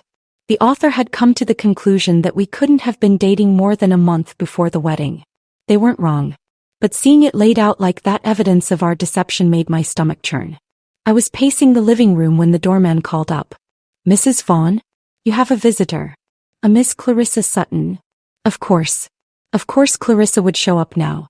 Send her up, I said, because refusing would only make me look guilty of something. Clarissa entered like she owned the place, her designer coat and perfect hair making me acutely aware that I was wearing jeans and one of Rhys's sweaters. Vivienne, she said, her smile sharp. I hope I'm not interrupting. What do you want, Clarissa? So direct. I can see why Rhys married you. He does appreciate efficiency. She walked to the windows, looking out at the view. This is quite the upgrade from Brooklyn, isn't it? If you came here to insult me, you can leave. I came here to offer advice. Woman to woman. She turned, and her expression was almost sincere. Almost. The media storm will get worse before it gets better. Trust me.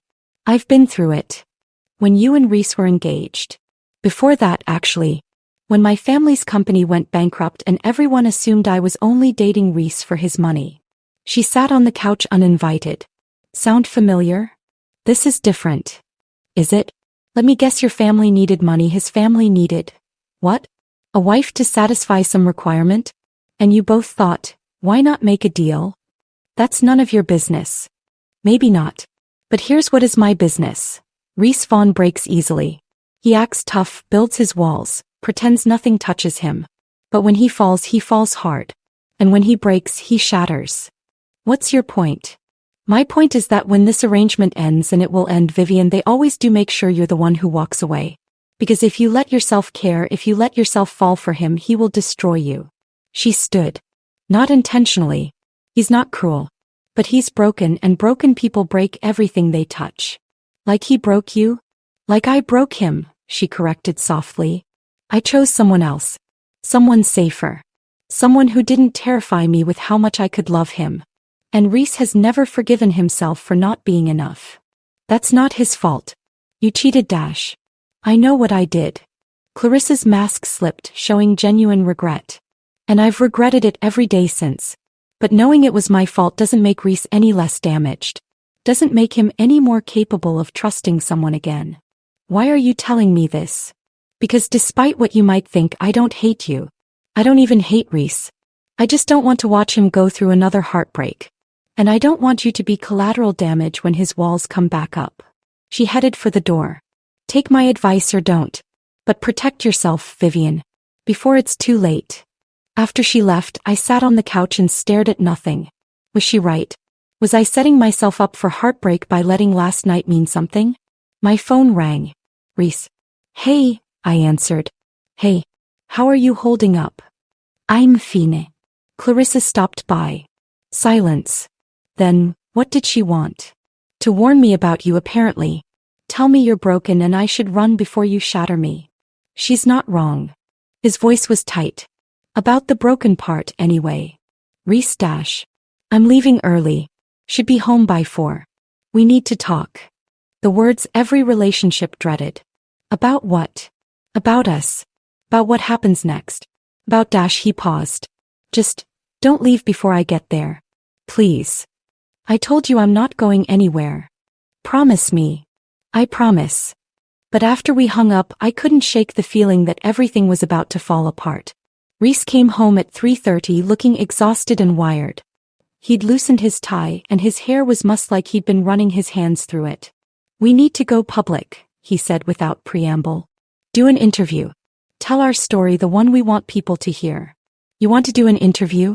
You hate the media. I hate what they're doing to you more. He moved closer. Caroline's arranged for us to sit down with a reporter tomorrow. Someone friendly. We'll control the narrative. Tell them we met, fell in love, got married quickly because when you know, you know. More lies. Necessary lies. His hands came up to frame my face. Unless they're not lies anymore. My heart stuttered. What are you saying? I'm saying last night changed things. I'm saying I can't go back to pretending I don't feel something. I'm saying he stopped, seemed to struggle. I'm saying maybe Clarissa was right. Maybe I am broken. Maybe I will shatter you. But I'm tired of being afraid, Vivienne. I'm tired of running from something that might actually be good. So what do? We try. We give this a real chance. Not a contract marriage with an expiration date but an actual relationship. See where it goes. For how long? I don't know. Does it matter? The contract says 11 months. Forget the contract. He kissed me, desperate and urgent. Forget the timeline. Forget everything except this. Hear me. Right now. I wanted to believe him. God, I wanted to believe that we could make this real, that last night had changed everything, that maybe fairy tales could come true. But Clarissa's words echoed in my head. Broken people break everything they touch. What if you change your mind? I whispered. What if we do this and in a month or 2 months you decide it was a mistake? Then we'll deal with it together. But I'm not going to let fear of what might happen stop me from finding out what could happen. He kissed me again and I kissed him back, choosing hope over fear. Choosing risk over safety. Choosing him. Even if it destroyed me in the end. The interview was scheduled for the next morning. Caroline briefed us extensively. Stick to the love story. Avoid discussing finances. Present a united front. You need to appear comfortable with each other, she said. Natural. Like a real couple. We are a real couple, Rhys said, taking my hand. Caroline's eyebrows rose. Since when? Since last night.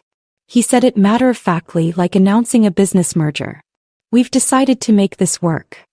Make what work? The arrangement. The marriage. His thumb traced circles on my palm. The real one. Caroline looked between us, clearly trying to determine if this was another performance or actual truth. Well, that certainly makes the interview easier. Less lying required. That's one way to put it, I muttered. The reporter arrived at 10, a woman in her 40s with kind eyes and a voice recorder. We sat on the couch, Rhys's arm around me, trying to look like a couple who'd chosen each other. So, the reporter said after pleasantries. Let's address the elephant in the room. There's been speculation about the timing of your marriage and Sterling Industries' financial recovery. Some are calling it suspiciously convenient. Love is often inconvenient, Rhys said smoothly. But it's never suspicious. I met Vivienne at a time when both our families were facing challenges. We bonded over shared struggles. The fact that I was able to help her family while falling for her was simply fortunate timing. And the rushed wedding? Why not a longer engagement? I jumped in. When you know, you know. Why wait? We're not getting any younger, and with Rhys's grandfather's health declining, we wanted him to be part of our celebration. Speaking of Montgomery Vaughn, how does he feel about your marriage? He's thrilled, Rhys said, and for once it wasn't entirely a lie. He's wanted me to settle down for years. Meeting Vivienne made that possible.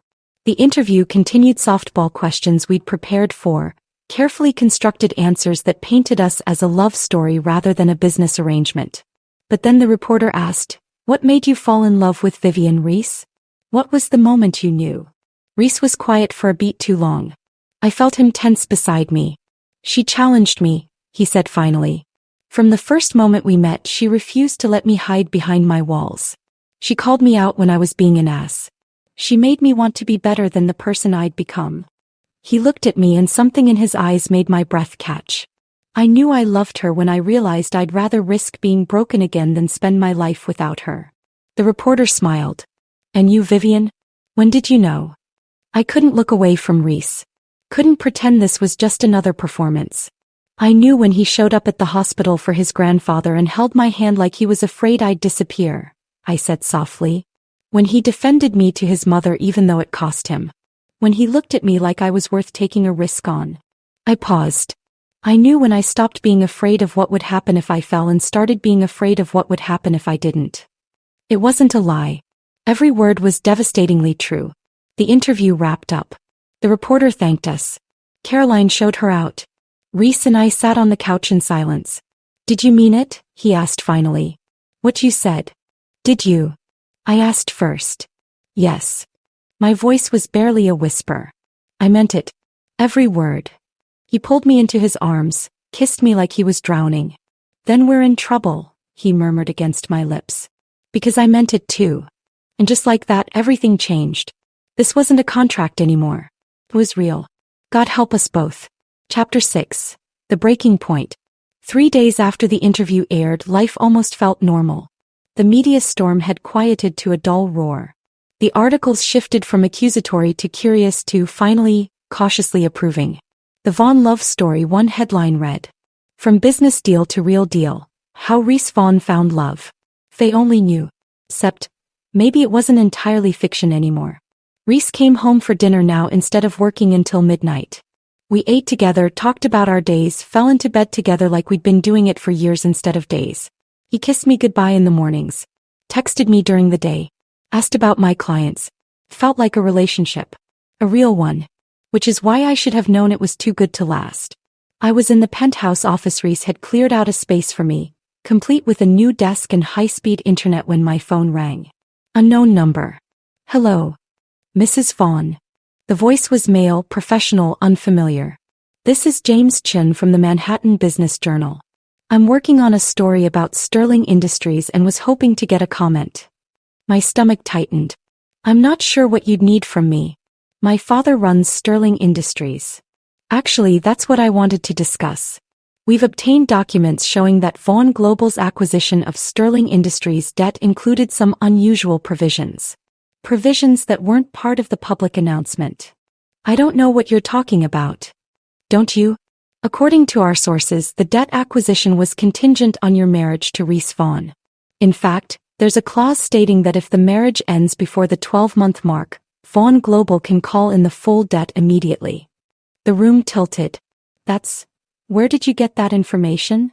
I can't reveal my sources. But I'm giving you an opportunity to comment before we publish. Would you like to explain why you married Rhys Vaughn? Was it for love, as you claimed in your interview? Or was it to save your family's company? No comment.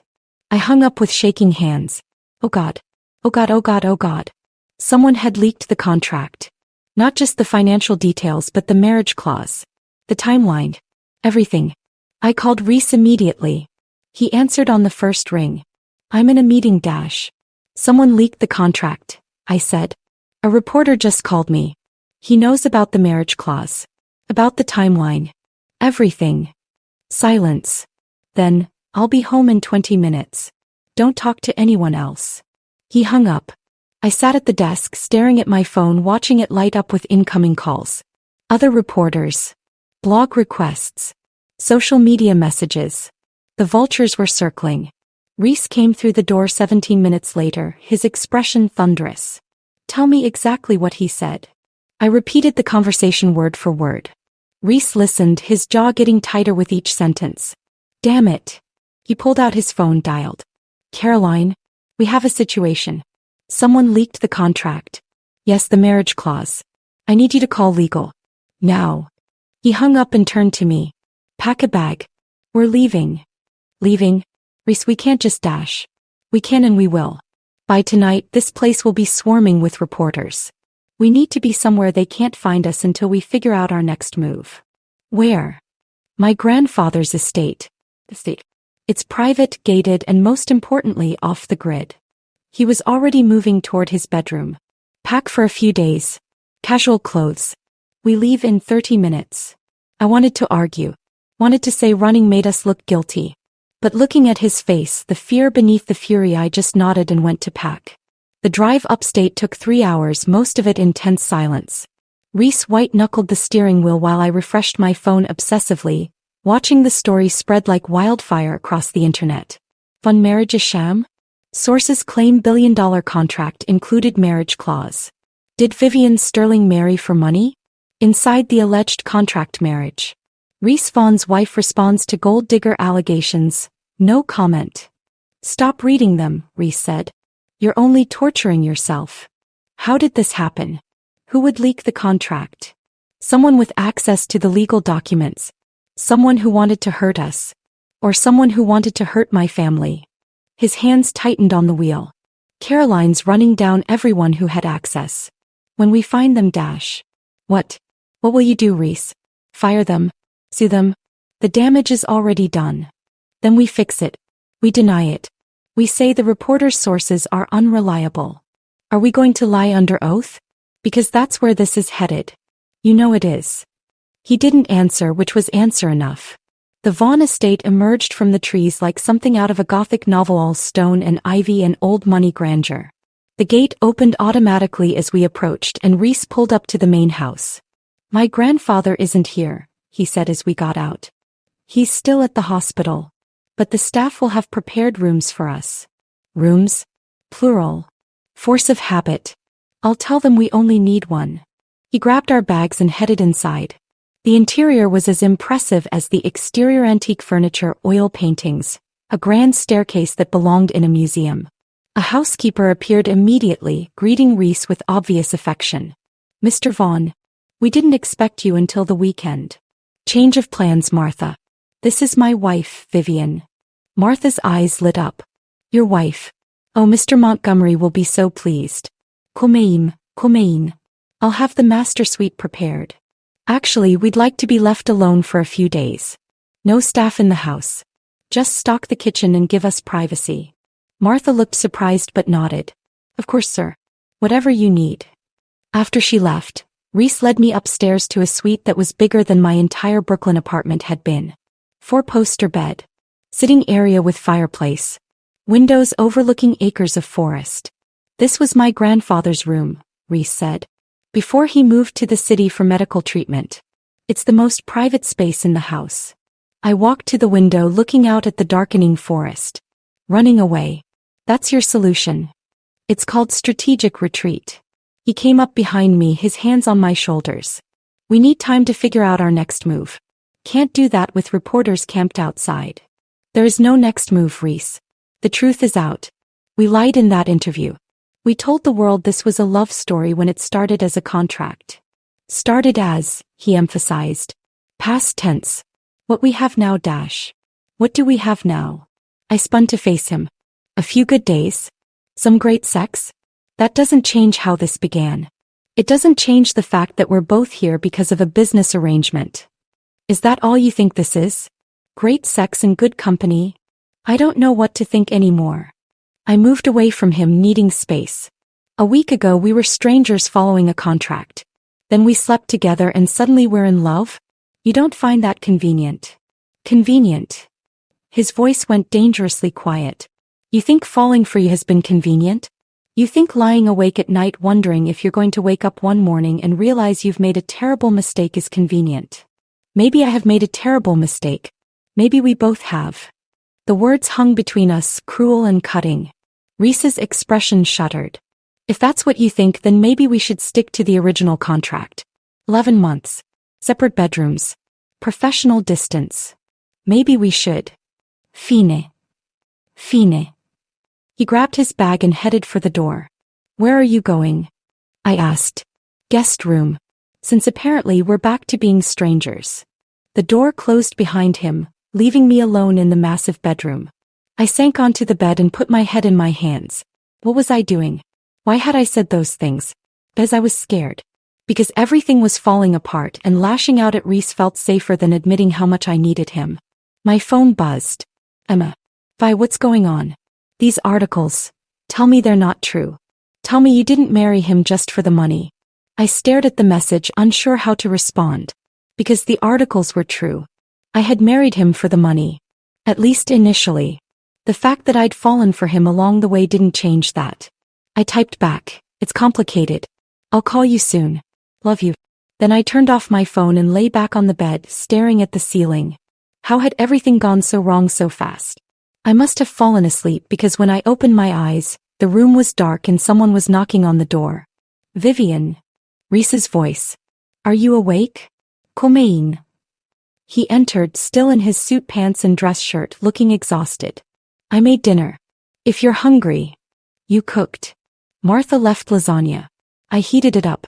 Not exactly gourmet, but... He trailed off, looking uncomfortable. Look about earlier dash. I'm sorry, I said. What I said was cruel. And not entirely true. Not entirely? A ghost of a smile. So partially true? The falling for you part happened faster than I expected. Scared me. Still scares me. Yeah. He sat on the edge of the bed, keeping careful distance. Me too. Clarissa told me you break easily. Clarissa doesn't know me anymore. Neither does my mother. The only person who really knows me is dying and his voice cracked. I'm losing him, Vivienne. And now I might lose you too, and I don't know how to stop it. I moved closer, took his hand. You're not losing me. I'm right here. For now. But when the story breaks fully, when everyone knows we started as a contract, when the lawsuits start flying and your family gets dragged through the mud, then we'll deal with it together. That's what you told me, remember? We figure it out together. I don't know how to do this, he admitted. How to be in a relationship. How to trust someone not to leave. Clarissa was 3 years ago and I still he stopped. I'm still angry. Still broken. Then let me help you heal. I cupped his face. But you have to stop pushing me away every time you get scared. And you have to stop running every time things get hard. Deal. Deal. He kissed me soft and sweet. Komeit. Then we need to talk about what happens next. The lasagna was surprisingly good, or maybe I was just starving. We ate at the kitchen island, the huge house quiet around us. Caroline called while you were asleep, Rhys said. She thinks she knows who leaked the contract. Who? Pie mother. I nearly choked on my wine. Victoria? Why would she? Because she's been trying to break us up since day one. She thinks you're using me. That you'll hurt me worse than Clarissa did. He set down his fork. She's also convinced I'm only with you because of the contract. That once the year is up, I'll realize it was all a mistake. Maybe she's right. She's not. He said it with such certainty. I know my own mind, Vivienne. I know what I feel. And what I feel is he stopped, seemed to struggle for words. Is what? Terrified. Hopeful. Like I'm standing on the edge of a cliff and you're the only thing keeping me from falling. That's a lot of pressure. I know. I'm sorry. I shouldn't put that on you. No, I mean, what if I'm standing on the edge of the same cliff? What if we're both about to fall? He came around the island, pulled me into his arms. Then we fall together. I kissed him, tasting wine and promise and fear. What do we do about your mother? I asked against his lips. We confront her. Tomorrow. Make her understand that this is real. That she can't sabotage us. And if she doesn't listen? Then we cut her out. I choose you, Vivienne. Over my mother. Over the company. Over everything. Rhys. I mean it. You're more important. The words should have made me happy. Instead they terrified me. Because what if I wasn't worth it? What if he chose me and I still ended up hurting him? What if Clarissa was right and I was just another person who would break him? But looking at his face, open, vulnerable, hopeful, I couldn't voice those fears. So instead I kissed him again and led him upstairs. We made love slowly, desperately, like we were trying to memorize each other. Like we both knew something was coming that might tear us apart. Afterward, lying in his arms, I whispered, I love you. It was the first time I'd said it out loud. Rhys's arms tightened around me. I love you too. More than I thought I could love anyone. Even more than Clarissa? Clarissa was infatuation. Obsession. You're he paused. You're everything. The person I want to wake up to. The person I want to build something with. The person who makes me believe fairy tales might actually come true. I wanted to believe him. God, I wanted to believe that love could be enough. But as I drifted off to sleep, I couldn't shake the feeling that we were running out of time. That the fairy tale was about to become a nightmare.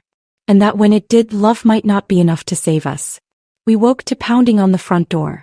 Rhys groaned, checked his phone. It's 6 a.m. Who the hell? More pounding. Voices.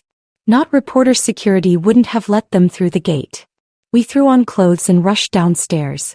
Through the front windows I could see 2 cars in the driveway. Victoria's Mercedes. And a police cruiser. What the hell? Rhys threw open the door.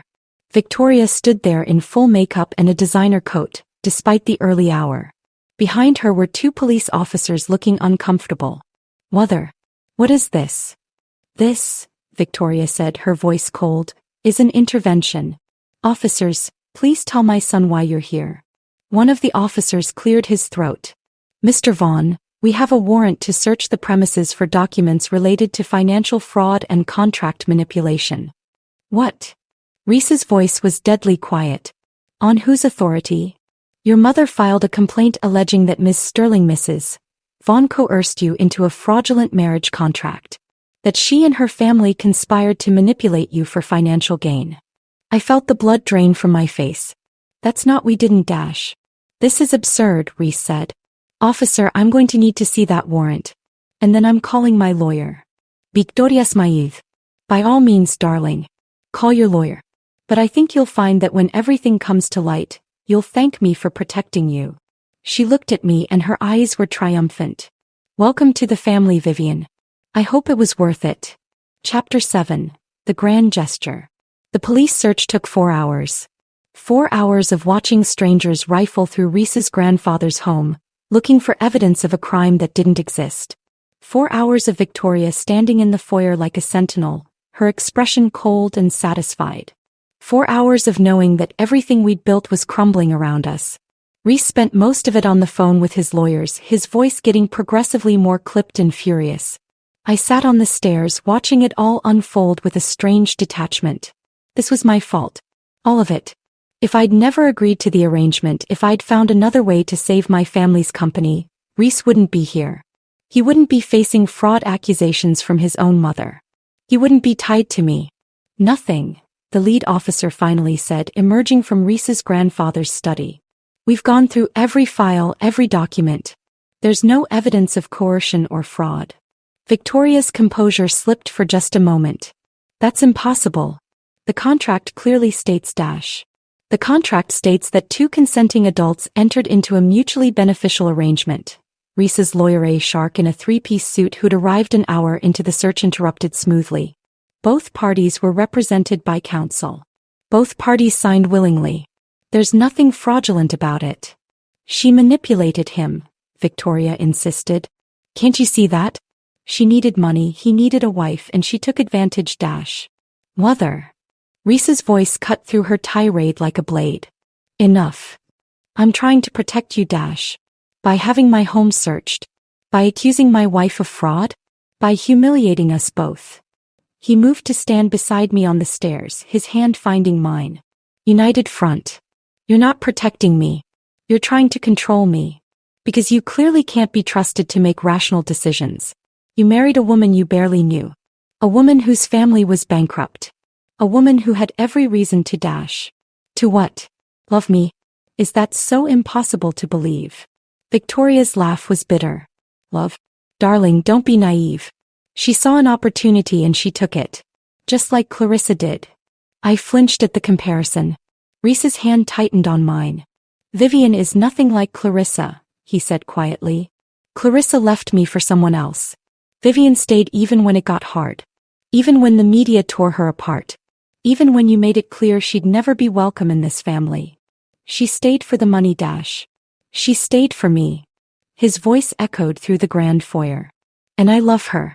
Whether you approve or not. Whether you believe it's real or not. Love her.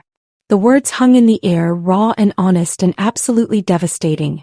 Victoria stared at him, something flickering in her eyes. Hurt. Realization. Regret. Then you're a fool, she said softly.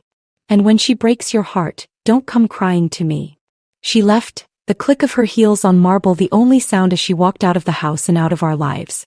The police followed, apologizing for the inconvenience. The lawyer promised to follow up with a counter-complaint for harassment. Then he left too. And Rhys and I were alone in the wreckage. I'm sorry, I said into the silence. I'm so sorry. Your mother, the police, everything . Stop. He pulled me into his arms. Stop apologizing for things that aren't your fault. But it is my fault.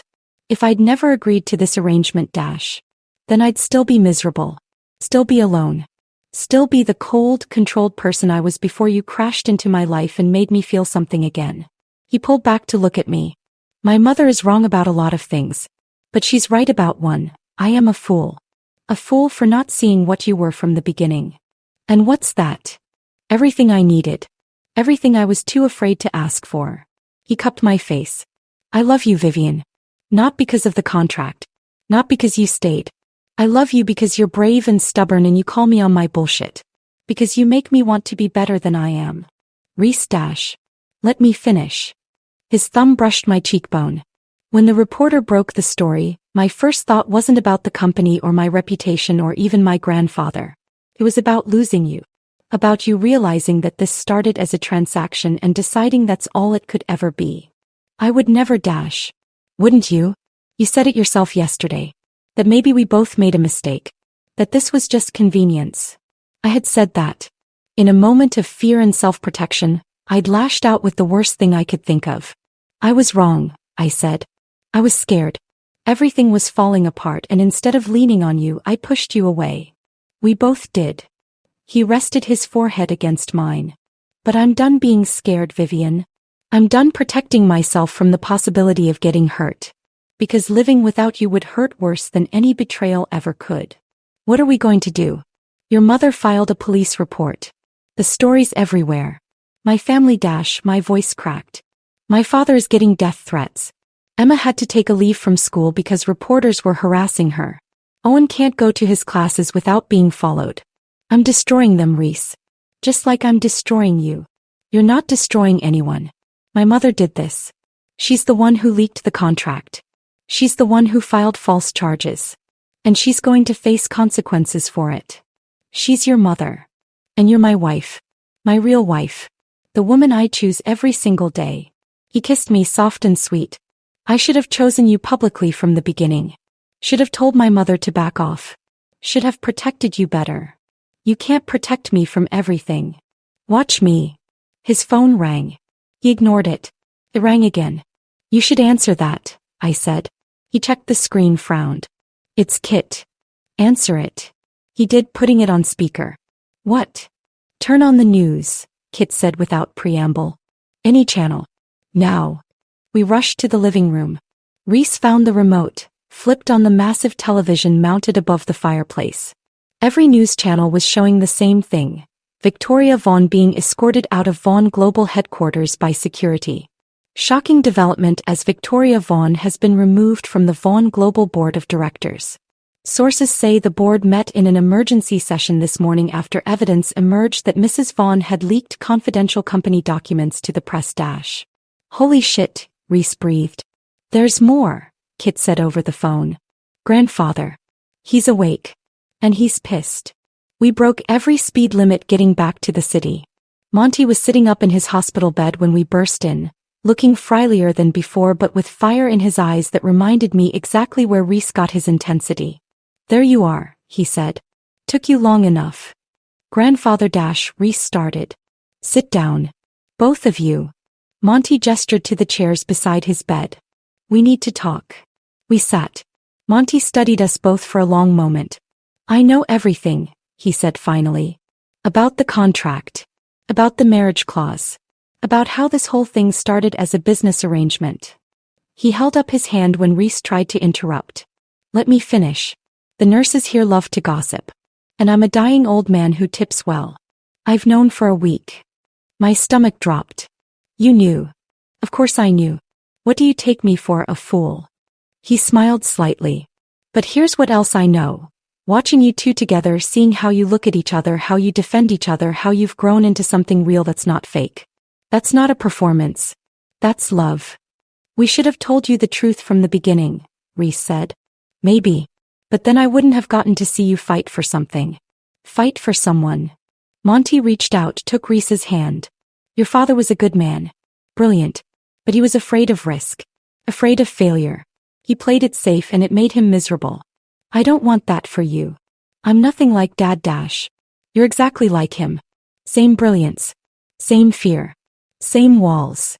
Monty squeezed his hand. But Vivienne knocked those walls down. She made you take a risk. And yes, it started as a business deal. But the best love stories often start with something else. Convenience. Proximity. Mutual benefit. It's what you build from there that matters. The board removed your mother from her position, Monty continued. I made some calls from my hospital bed. Pulled some strings. She'll face consequences for leaking confidential information. For filing false police reports. For trying to manipulate both of you.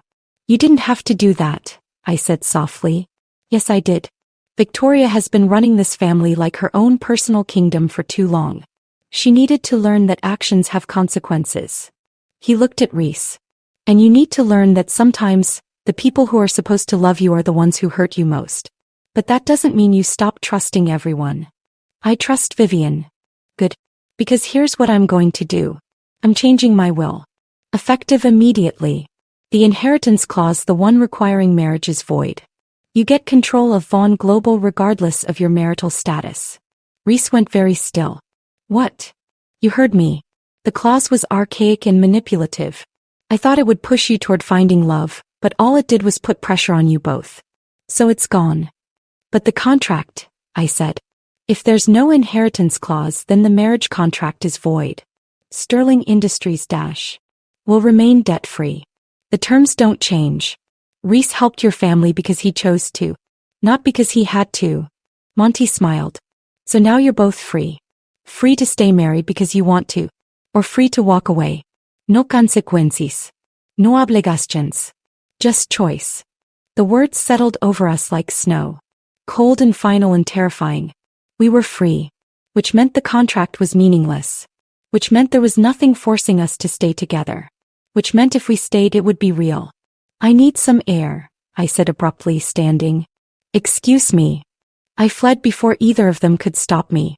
I made it to the hospital courtyard before the panic attack hit. Free. We were free. The contract was void. There was no financial pressure. No timeline.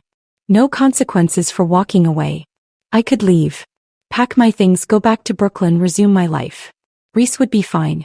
Better than fine. He'd have his company, his grandfather's blessing, no mother sabotaging him. He'd be free to find someone better. Someone who hadn't married him for money. Someone whose family wasn't a disaster. Someone who deserved him. Vivienne. I turned to find Kit standing behind me, hands in his pockets. Shouldn't you be with Rhys? I asked. He's with grandfather. Figured you could use a friendly face. He sat on the bench beside me. You're thinking about running. I'm thinking about what's best for him. And you think what's best is you leaving? I think what's best is him not being tied to someone who brings nothing but problems into his life. Kit laughed. You really don't see it, do you? See what? How happy he is. How different. Kit turned to face me fully. I've known Rhys my entire life. Watched him build walls after our father died. Watched them get higher after Clarissa. He was turning into our mother, cold, controlled, incapable of genuine connection. And then you showed up. I showed up because of a contract. Who cares how you showed up? You're here now. And he's here. And he's laughing again. Fighting again. Feeling again. Kit squeezed my shoulder. Don't run because you're scared. Run if you don't love him. But if you do, stay. Fight. Give him something worth fighting for. What if I hurt him? Then you hurt him. And he'll survive. But if you leave because you think you're protecting him, that will destroy him. Because he'll spend the rest of his life wondering if you ever really loved him at all. Before I could respond, Kit's phone buzzed. He checked it, frowned. I have to go. Emergency at the office. But Vivienne, don't do anything stupid. He left and I sat alone in the courtyard watching the sun set over the city. My phone buzzed. Emma. Vi, I need to talk to you. It's important. Can you call? I dialed her number. Finally, Emma said, listen, I need you to come home. To Dad's house. Now. What's wrong? Is Dad okay? Dad's fine. But there are reporters here. And they have questions. About the contract, about the marriage, about Vi. They have photos. Photos of what? Of Clarissa. Leaving Rhys's office building. Last week. At night. Emma's voice was tight. They're saying he's been seeing her. That your marriage is a sham. That you're both playing the media. The world tilted. That's not Rhys wouldn't dash. I know that. You know that. But they're building a story, Vi. And if you don't get ahead of it, dash. I'll be there in an hour. I hung up and stared at my phone. Rhys and Clarissa. Together. Last week. It wasn't true. It couldn't be true. Could it? I thought about the night of the gala. How Clarissa had appeared so confident. How she'd said she and Rhys had a special connection. I thought about all the late nights Rhys worked. The phone calls he took in his office with the door closed. I thought about Victoria's words. She stayed for the money. What if she was right? What if I'd been fooling myself? What if the love story was the real lie and the contract had been the only truth? I walked back into the hospital on autopilot. Found Rhys in the hallway outside Monty's room. "There you are," he said, relief evident on his face. I was starting to worry. "We need to talk." Something in my voice made him tense. "Hey, what's wrong?" "There are photos of you and Clarissa coming out of your building last week." He went very still. "Vivienne, is it true? Have you been seeing her?" "Not the way you're implying. She came to the office to drop off some documents from her father's company. We're doing a potential merger." It was a 5-minute conversation in the lobby. At night, her father had a heart attack. She was at the hospital and needed to deliver the papers on her way. It was completely professional. "And you didn't think to mention it?" "Why would I? It was nothing." "It meant nothing. To you maybe. But to the media? To my family? To everyone watching us, waiting for us to fail." My voice was rising. "It looks like you're cheating, Rhys.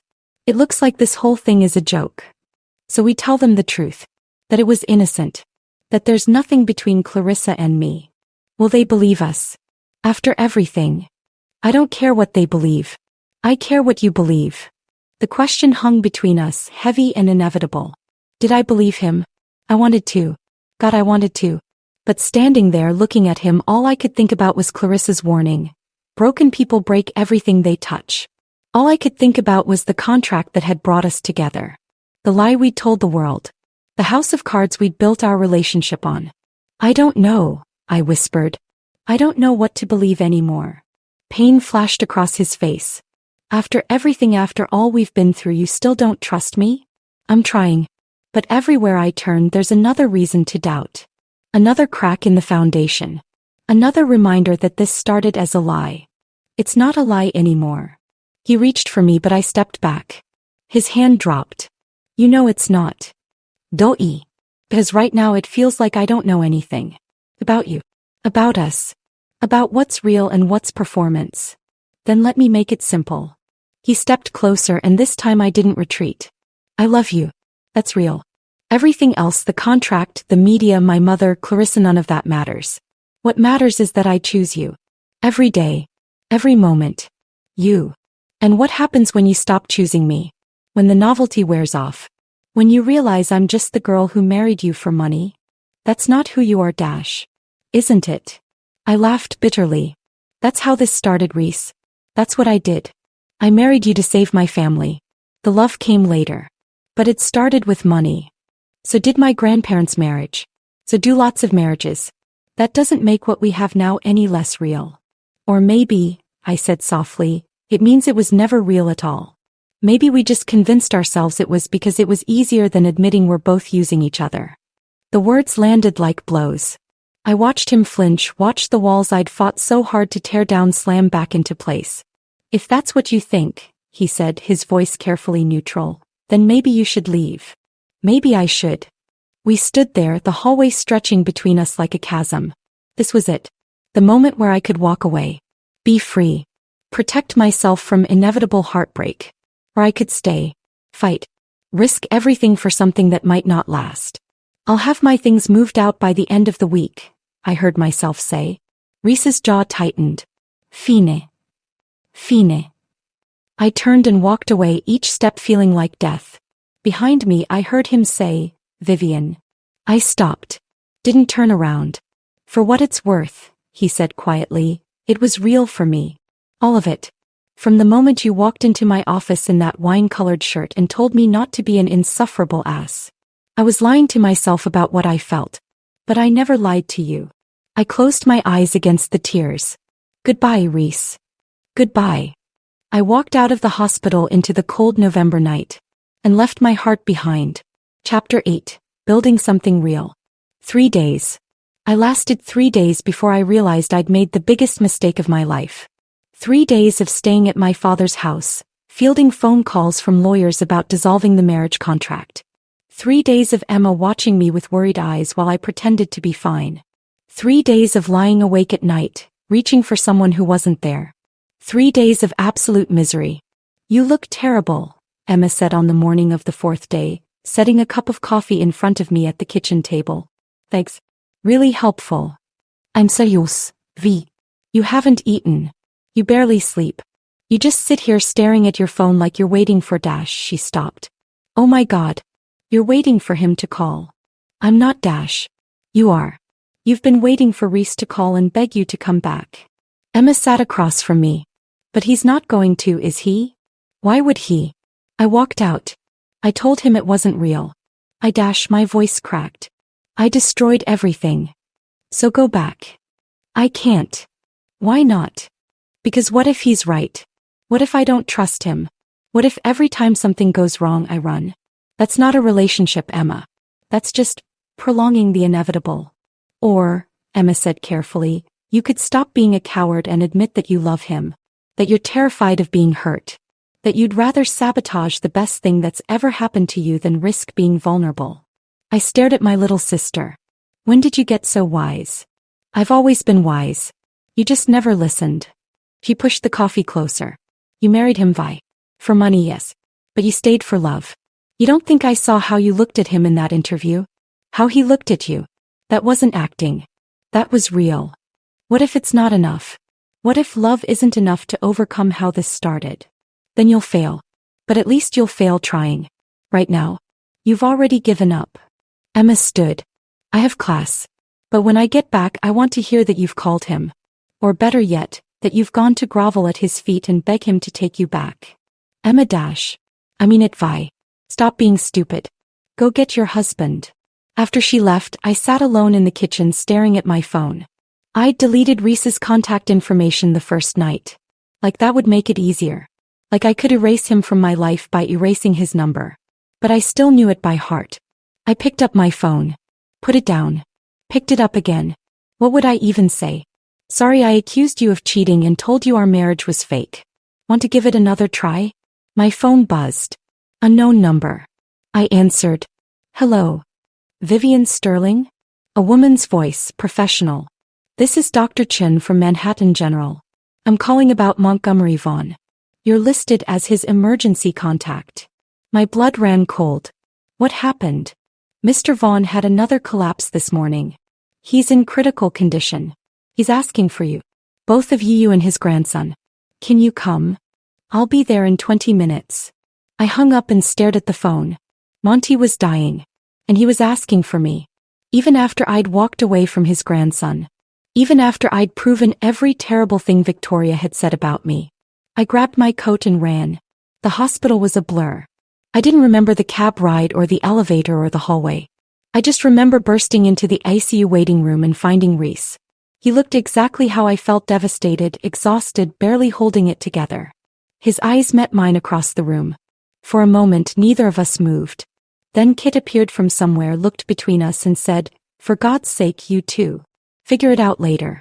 Grandfather wants to see you. Both of you. Now."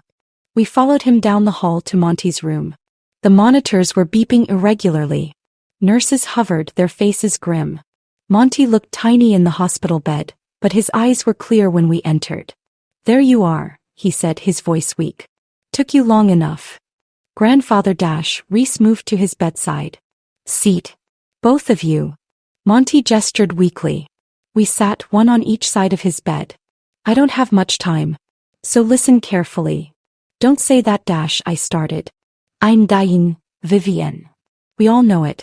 Stop pretending otherwise." He managed a smile. "Now, I have some things to say and I need you both to shut up and listen."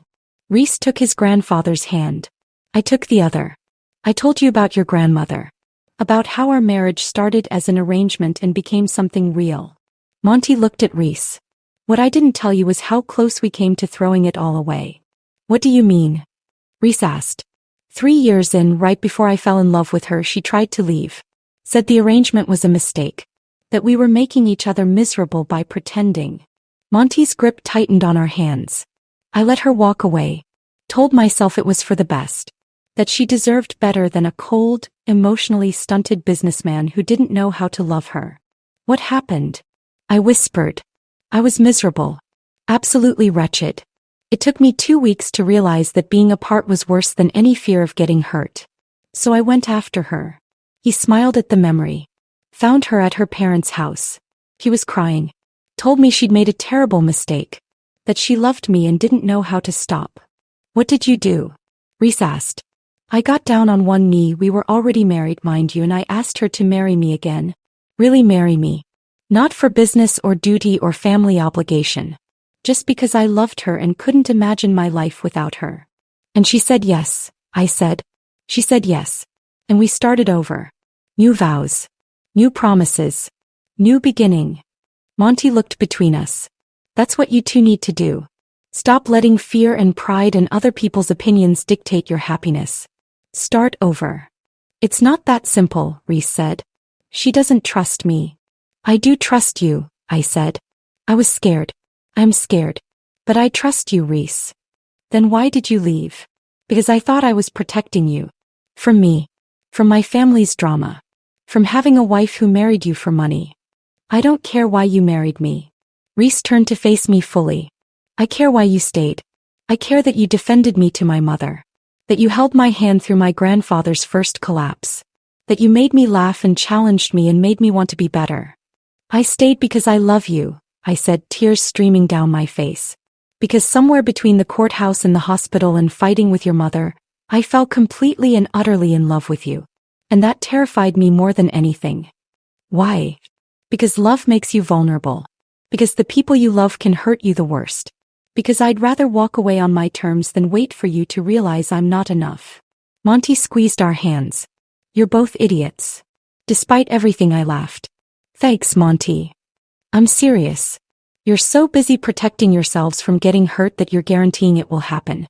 Love requires risk, you fools. It requires trust. It requires the terrifying leap of faith that the other person will catch you when you fall. And if they don't? Rhys asked quietly. Then you get hurt. And you heal. And you try again. Monty's breathing was getting labored. But if you never take the leap, you'll spend your whole life wondering what might have been. And that's the worst pain of all. A nurse appeared in the doorway. I'm sorry, but Mr. Vaughn needs to rest now. 1 more minute, Monty said. Please. The nurse hesitated, then nodded and retreated. Monty looked at Rhys. Your father was my son. I loved him. But he was afraid of everything. Afraid to take risks. Afraid to be vulnerable. Afraid to truly live. And it killed him, maybe not literally, but it killed his spirit long before his heart gave out. He squeezed Rhys's hand. Don't be like him. Be brave. Take the risk. Fight for what you love. Then he looked at me. And you. Stop running. Stop protecting yourself from pain by causing it first. That's just another kind of cowardice. I know, I whispered. I know. Good. Then fix it. He released our hands. Now get out. I'm tired. We stood slowly. At the door, Rhys turned back. I love you, grandfather. I know, boy. I love you too. Both of you. Monty's eyes were already closing. Now stop wasting time and start living. In the hallway, Rhys and I stood facing each other. I'm sorry, I said. For everything. For doubting you. For running. For Dash. Stop. He pulled me into his arms and I collapsed against him, sobbing. Stop apologizing. But I hurt you, Dash. And I let you walk away. We both screwed up. He pulled back to look at me. But I meant what I said in the hospital 3 days ago. It was real for me. All of it. For me too. I got scared. I know. Me too. He cupped my face. So let's be scared together. Let's take the leap. Let's start over and do it right this time. How? Marry me. I laughed through my tears. We're already married. Then marry me again. Really marry me. Not because of a contract or because we have to. Because we want to. Because we choose each other. Yes, I said. Yes, I'll marry you. Always. He kissed me and it felt like coming home. When we broke apart, Kit was standing there with an awkward expression. So you two figured it out? He asked. We're working on it, Rhys said. Good. Because grandfather made me promise to lock you in a room together until you stopped being idiots if you didn't reconcile on your own. Kit grinned. I'm glad I don't have to resort to kidnapping. We spent the rest of the day at the hospital. Monty slept and we waited. Victoria appeared around dinner time looking haggard. Is he dash? She started. He's resting, Kit said. No thanks to you. Victoria flinchev. I deserve that. I deserve all of it. She looked at me. Vivienne, I owe you an apology. Several, actually. I was cruel. I was wrong. I was so convinced you were using my son that I couldn't see you actually loved him. Why? I asked. Why were you so determined to believe the worst? Because I was afraid. Victoria sat in one of the plastic chairs. After Clarissa, Rhys closed himself off. He was becoming just like me, cold, distant, incapable of connection. And I hated it. Hated what I'd helped create. So when you appeared and it seemed too convenient, too fast, I convinced myself you were another Clarissa. That you'd hurt him. Because if you hurt him first, I could protect him. I could be the one who saved him. But I didn't need saving from Vivienne, Rhys said. I needed saving from myself. From the walls I'd built. From the person I was becoming. And she did that. He made me feel again. Live again. Hope again. Victoria's eyes filled with tears. I'm so sorry. To both of you. I let my own fears and my own issues poison what should have been a joyful time. I filed that police report, leaked the contract, tried to sabotage you at every turn. And I almost destroyed the best thing that's ever happened to you. Almost, I said. But not quite. We're still here. Still fighting. Can you forgive me? Victoria asked. I understand if you can't. I understand if you never want to see me again. But I want to try to be better. To be the mother Rhys deserves. The mother-in-law you deserve. It won't be easy, Rhys said. Trust has to be rebuilt. I know. But I'm willing to try. If you'll let me. Rhys looked at me. I nodded. One chance, he said. One. Don't waste it. I won't. I promise. Monty passed away 3 days later peacefully with all of us at his bedside. Kit cried openly. Victoria held his hand and whispered apologies. Rhys stayed stoic until it was over, then walked out of the room and broke down in the hallway. I held him while he grieved, offering the only thing I could, presence. The funeral was beautiful, a celebration of a life well lived. The church was packed with family, friends, business associates. Everyone who'd been touched by Montgomery Vaughn's generosity and wisdom. Rhys gave the eulogy. Talked about his grandfather's love of books, his terrible jokes, his unwavering support. Talked about how Monty had taught him that the best business deals were built on trust. That the best relationships were built on choosing each other every day. He told me once, Rhys said, his voice steady despite his grief, that arrangements can become love stories. That sometimes the best things in life start as obligations and become choices. He lived that truth with my grandmother. And he taught me to live it too. His eyes found mine in the crowd. Thank you, grandfather, he said, for everything.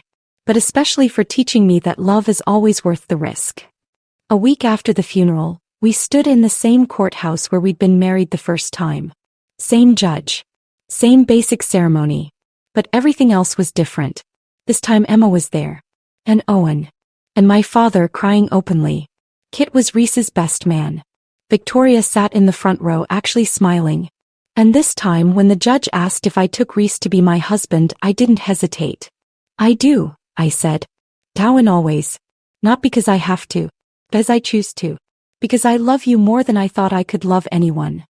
And do you, Rhys, take Vivienne to be your wife? Rhys smiled, a real smile that lit up his whole face. Idol. I choose her. Every day. Every moment. For the rest of my life. Then by the power vested in me, I now pronounce you husband and wife. Again. The judge grinned. You may kiss your bride. Rhys pulled me close. Ready to start our first day of marriage? With you. Always. He kissed me and the small crowd cheered. When we broke apart, he whispered, thank you. For what? For taking the leap. For trusting me. For loving me even when I made it difficult. Right back at you.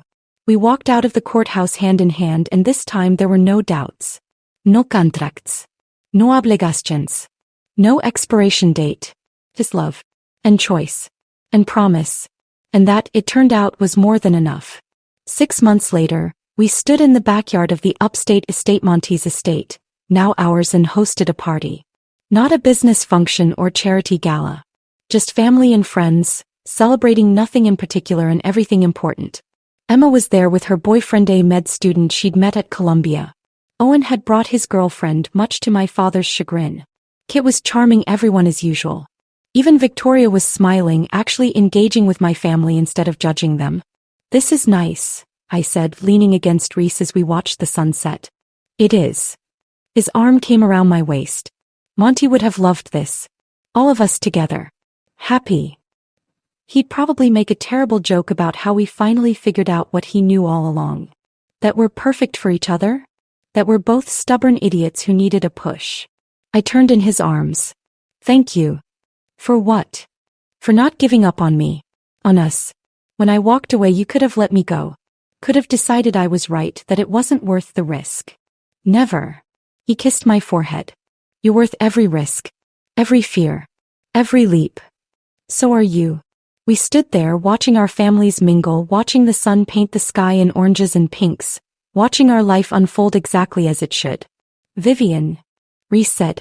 I have something for you." He pulled a small box from his pocket. "Rhys, you already gave me a wedding ring. 2 wedding rings, technically. This is different." He opened the box to reveal a key. "To the brownstone in Brooklyn. The one 3 blocks from your old apartment. I bought it. For us. I thought maybe we could split our time, the penthouse during the week, Brooklyn on weekends. Make it ours instead of mine." Tears pricked my eyes. "You bought us a house?" "I bought us a home. A place that's just ours. No history. No baggage. Just us building something together." "I love you," I whispered. "So much." "I love you too. More than I thought possible." He closed the box and pulled me close. "Ready for the next chapter? With you. Always." We kissed as the sun set, surrounded by family and love and the life we'd built from a contract and turned into something real. And somewhere I like to think Monty was smiling. Epilogue. 2 years later. The Brooklyn brownstone smelled like Sunday morning coffee, cinnamon rolls fresh from the oven, and the lingering scent of Rhys's cologne. I padded downstairs in bare feet and one of his old Harvard t-shirts, following the sound of laughter to the kitchen. Rhys stood at the stove, spatula in hand, hair adorably mussed from sleep. Emma sat at the kitchen island, stealing pieces of bacon. Kit was there too, somehow already showered and dressed despite it being barely 8 a.m. "There she is," Rhys said when he spotted me. "The woman of the house finally graces us with her presence. It's Sunday. I'm allowed to sleep in." I moved to his side and he automatically curved his arm around me, dropping a kiss on my temple. 2 years and he still greeted me like I was precious. Like he was grateful I'd stayed. "What's all this?" "Family breakfast," Kit announced. "Emma's idea. She thought we should have a proper send-off." "Right." Emma was leaving tomorrow for her medical residency in Boston. 3 years of training, long hours, probably very few visits home. "Are you trying to make me cry before 9 a.m.? I asked. "Absolutely." Emma grinned. "It's my last chance to torture you for a while. You can still torture me via text. It's not the same."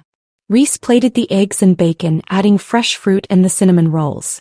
We gathered around the small kitchen table, the one we'd found at a flea market in Park Slope, and refinished together, arguing the entire time about the right shade of stain. This was my favorite place in the world. Not the penthouse with its city views and luxury. Not the upstate estate with its grandeur and history. This kitchen with its mismatched chairs and slightly crooked backsplash tile that we'd installed ourselves. "Home. Before Emma leaves," Kit said, "I have news." "Good news or bad news?" I asked. "Depends on your perspective. I'm moving to San Francisco. Vaughn Global is opening a West Coast office, and Rhys has asked me to run it." Rhys looked sheepish. "I was going to tell you, Dash. You're sending your brother across the country?" I interrupted. Then I saw Kit's expression: excited, nervous, hopeful. "Wait. You want to go?" "I do," Kit admitted. "It's time. I've been in Rhys's shadow my whole life. Not his fault," he added quickly when Rhys looked stricken. "But I need to build something that's mine. Prove I'm more than just the disappointing younger brother." "You were never disappointing," Rhys said quietly. "Maybe not to you. But to Mother? To the board? I was always the screw-up. The partier. The one who couldn't be trusted with real responsibility." Kit straightened. This is my chance to change that narrative. Then I think it's wonderful, I said. And terrifying. But mostly wonderful. San Francisco is beautiful, Emma offered. Great food scene. Amazing coffee. Speaking of which, Kit said, pulling out his phone. I found this article about the best coffee shops in the Bay Area. There's this one place in North Beach that supposedly has the best espresso on the West Coast. My phone rang, interrupting him. I glanced at the screen. Caroline. Sorry, I should take this. She only calls on weekends if it's important. I stepped into the living room. Caroline. What's wrong? Nothing's wrong. Actually, something's very right. Remember that profile piece the Times wanted to do? About couples who started as business arrangements. I grimaced. A month ago, a reporter had reached out about doing a feature on unconventional love stories. We'd politely declined. Neither of us wanted to rehash how we'd started. We said no, I reminded her. I know. But they're running a piece anyway about arranged marriages in modern business. They interviewed several couples, including some who did it for immigration, some for family businesses, some for social reasons. And they ended with a paragraph about you too. Guess what the headline is? I'm afraid to ask. From contract to commitment. The Vaughn love story 2 years later. It's actually beautiful, Vivienne. They focus on the charity work you've both done, the foundation you started in Montgomery's name, how you've modernized Vaughn Global's practices. It's not tabloid gossip, it's genuine human interest. Send me the link. Already in your email. Enjoy your Sunday. After we hung up, I pulled up the article on my phone. Caroline was right, it was surprisingly lovely. A few paragraphs about how Rhys and I had met through a family business arrangement, married quickly, and built something real from unconventional beginnings. The final paragraph made my throat tight. 2 years later, the Vaughns remain proof that sometimes the best love stories don't start with love at all. They start with choice. With commitment. With two people deciding every single day that they're worth the risk. And isn't that ultimately more romantic than any fairy tale? I walked back to the kitchen where Rhys was arguing with Kit about the best neighborhoods in San Francisco. Everything okay? He asked when he saw my face. Everything's perfect. I showed him the article. He read it, his expression softening. They got it right. They did. Emma cleared her throat. Okay, I can't leave without saying this. You two are disgustingly cute. Like nauseating. And I love it. When I was younger, watching you struggle via working 2 jobs, raising yourself, sacrificing everything for me and Owen, I thought you'd never find someone who deserved you. Emma dash. Let me finish. I was wrong. You didn't find someone who deserved you. You found someone who chooses you. Every day. Someone who fights for you. Someone who made you believe you were worth choosing. She wiped her eyes. That's better than deserving. That's love. Now who's trying to make people cry? I managed. We spent the rest of the morning together, the 4 of us, plus Owen, who showed up around 10 with bagels and complaints about his college workload. We laughed and argued and told stories about Monty, who would have loved seeing all of us together like this. Around noon, everyone started to drift away. Kit had a flight to catch flying to San Francisco for apartment hunting. Emma had packing to finish. Owen had a study group. Finally, it was just Rhys and me standing in the doorway, waving as Owen's Uber pulled away. Alone at last, Rhys said, pulling me back inside and closing the door. Whatever will we do with ourselves? I have some ideas. He pushed me gently against the door, his lips finding that spot on my neck that made me melt. Starting with going back upstairs and enjoying the fact that we have the house to ourselves for the first time in 3 days. Tempting. But we have that meeting with the Literacy Foundation at 2. He groaned. Can't we reschedule? We're the co-founders. We can't reschedule our own meeting. Fine. He pulled back but kept his arms around me. But tonight you're mine. No work. No family. No obligations. Just us. Deal. I kissed him softly. Although technically you're already mine. Contract and all. The contract burned up 2 years ago. I know. But I like reminding you that I signed on the dotted line. Twice. 3 times if you count the renewal we did last year. We decided to renew our vows every year on our anniversary. A reminder that we chose this. Chose each other. Not because we had to, but because we wanted to. You know what Monty would say, I murmured against his lips.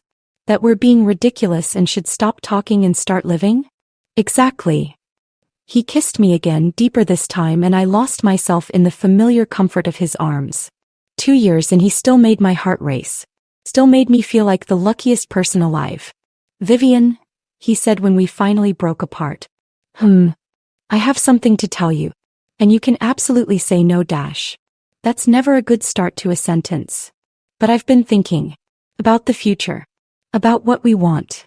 He took my hands. How do you feel about kids? My heart skipped. Kids. Yeah. Little people. Loud. Messy. Expensive. He smiled nervously. I know we've never really discussed it. And if you're not interested, that's completely fine. But I was at Owen's soccer game last week and I watched you with those kids from the foundation program and I thought. He stopped. I want that. With you. If you want it too. You want to have a baby? I want to have our baby. A family. Build something that's completely ours. He cupped my face. But only if you want that. No pressure. No timeline. Just thought I should mention it. I stared at him, this man who'd been terrified of vulnerability 2 years ago. Who'd built walls so high I thought I'd never scale them. Who now stood before me asking for the most vulnerable thing of all. A family. I want that too, I whispered. I want everything with you. His smile could have powered the city. Yeah. Although fair warning, I'll probably be a disaster at pregnancy. And childbirth. And parenting. We'll be disasters together. Like everything else we do. That's romantic. I'm a romantic guy. He pulled me close. So, should we start trying now? Or let's wait until after Emma leaves. And Kit moves. And we finish the foundation's fall programming. I kissed him. But then, yes, let's make a baby. Let's build our family. Let's do the whole terrifying, wonderful, messy thing. I love you, he said. So much. I love you too. Even though you're going to be insufferable during my pregnancy. I prefer the term attentive. You're going to read every parenting book ever written, aren't you? Already have a list started. I laughed and pulled him toward the stairs. Come on. We have an hour before we need to leave for that meeting. Let's put it to good use. Best idea you've had all day. That night, after the foundation meeting and dinner with Victoria, who was surprisingly becoming someone I actually enjoyed spending time with, we stood on the brownstone's roof deck. The city sparkled below us, millions of lights, millions of lives, millions of stories unfolding in the darkness. Remember the first time we stood on a roof together? Rhys asked. The penthouse, the night after the gala? You told me you were terrified of me. I was. Still am sometimes. He pulled me back against his chest, his arms wrapping around me. Terrified of how much I need you. How much I love you. How completely you've changed my life. Good terrified or bad terrified? The best kind. The kind that makes life worth living. We stood in comfortable silence, watching the city breathe.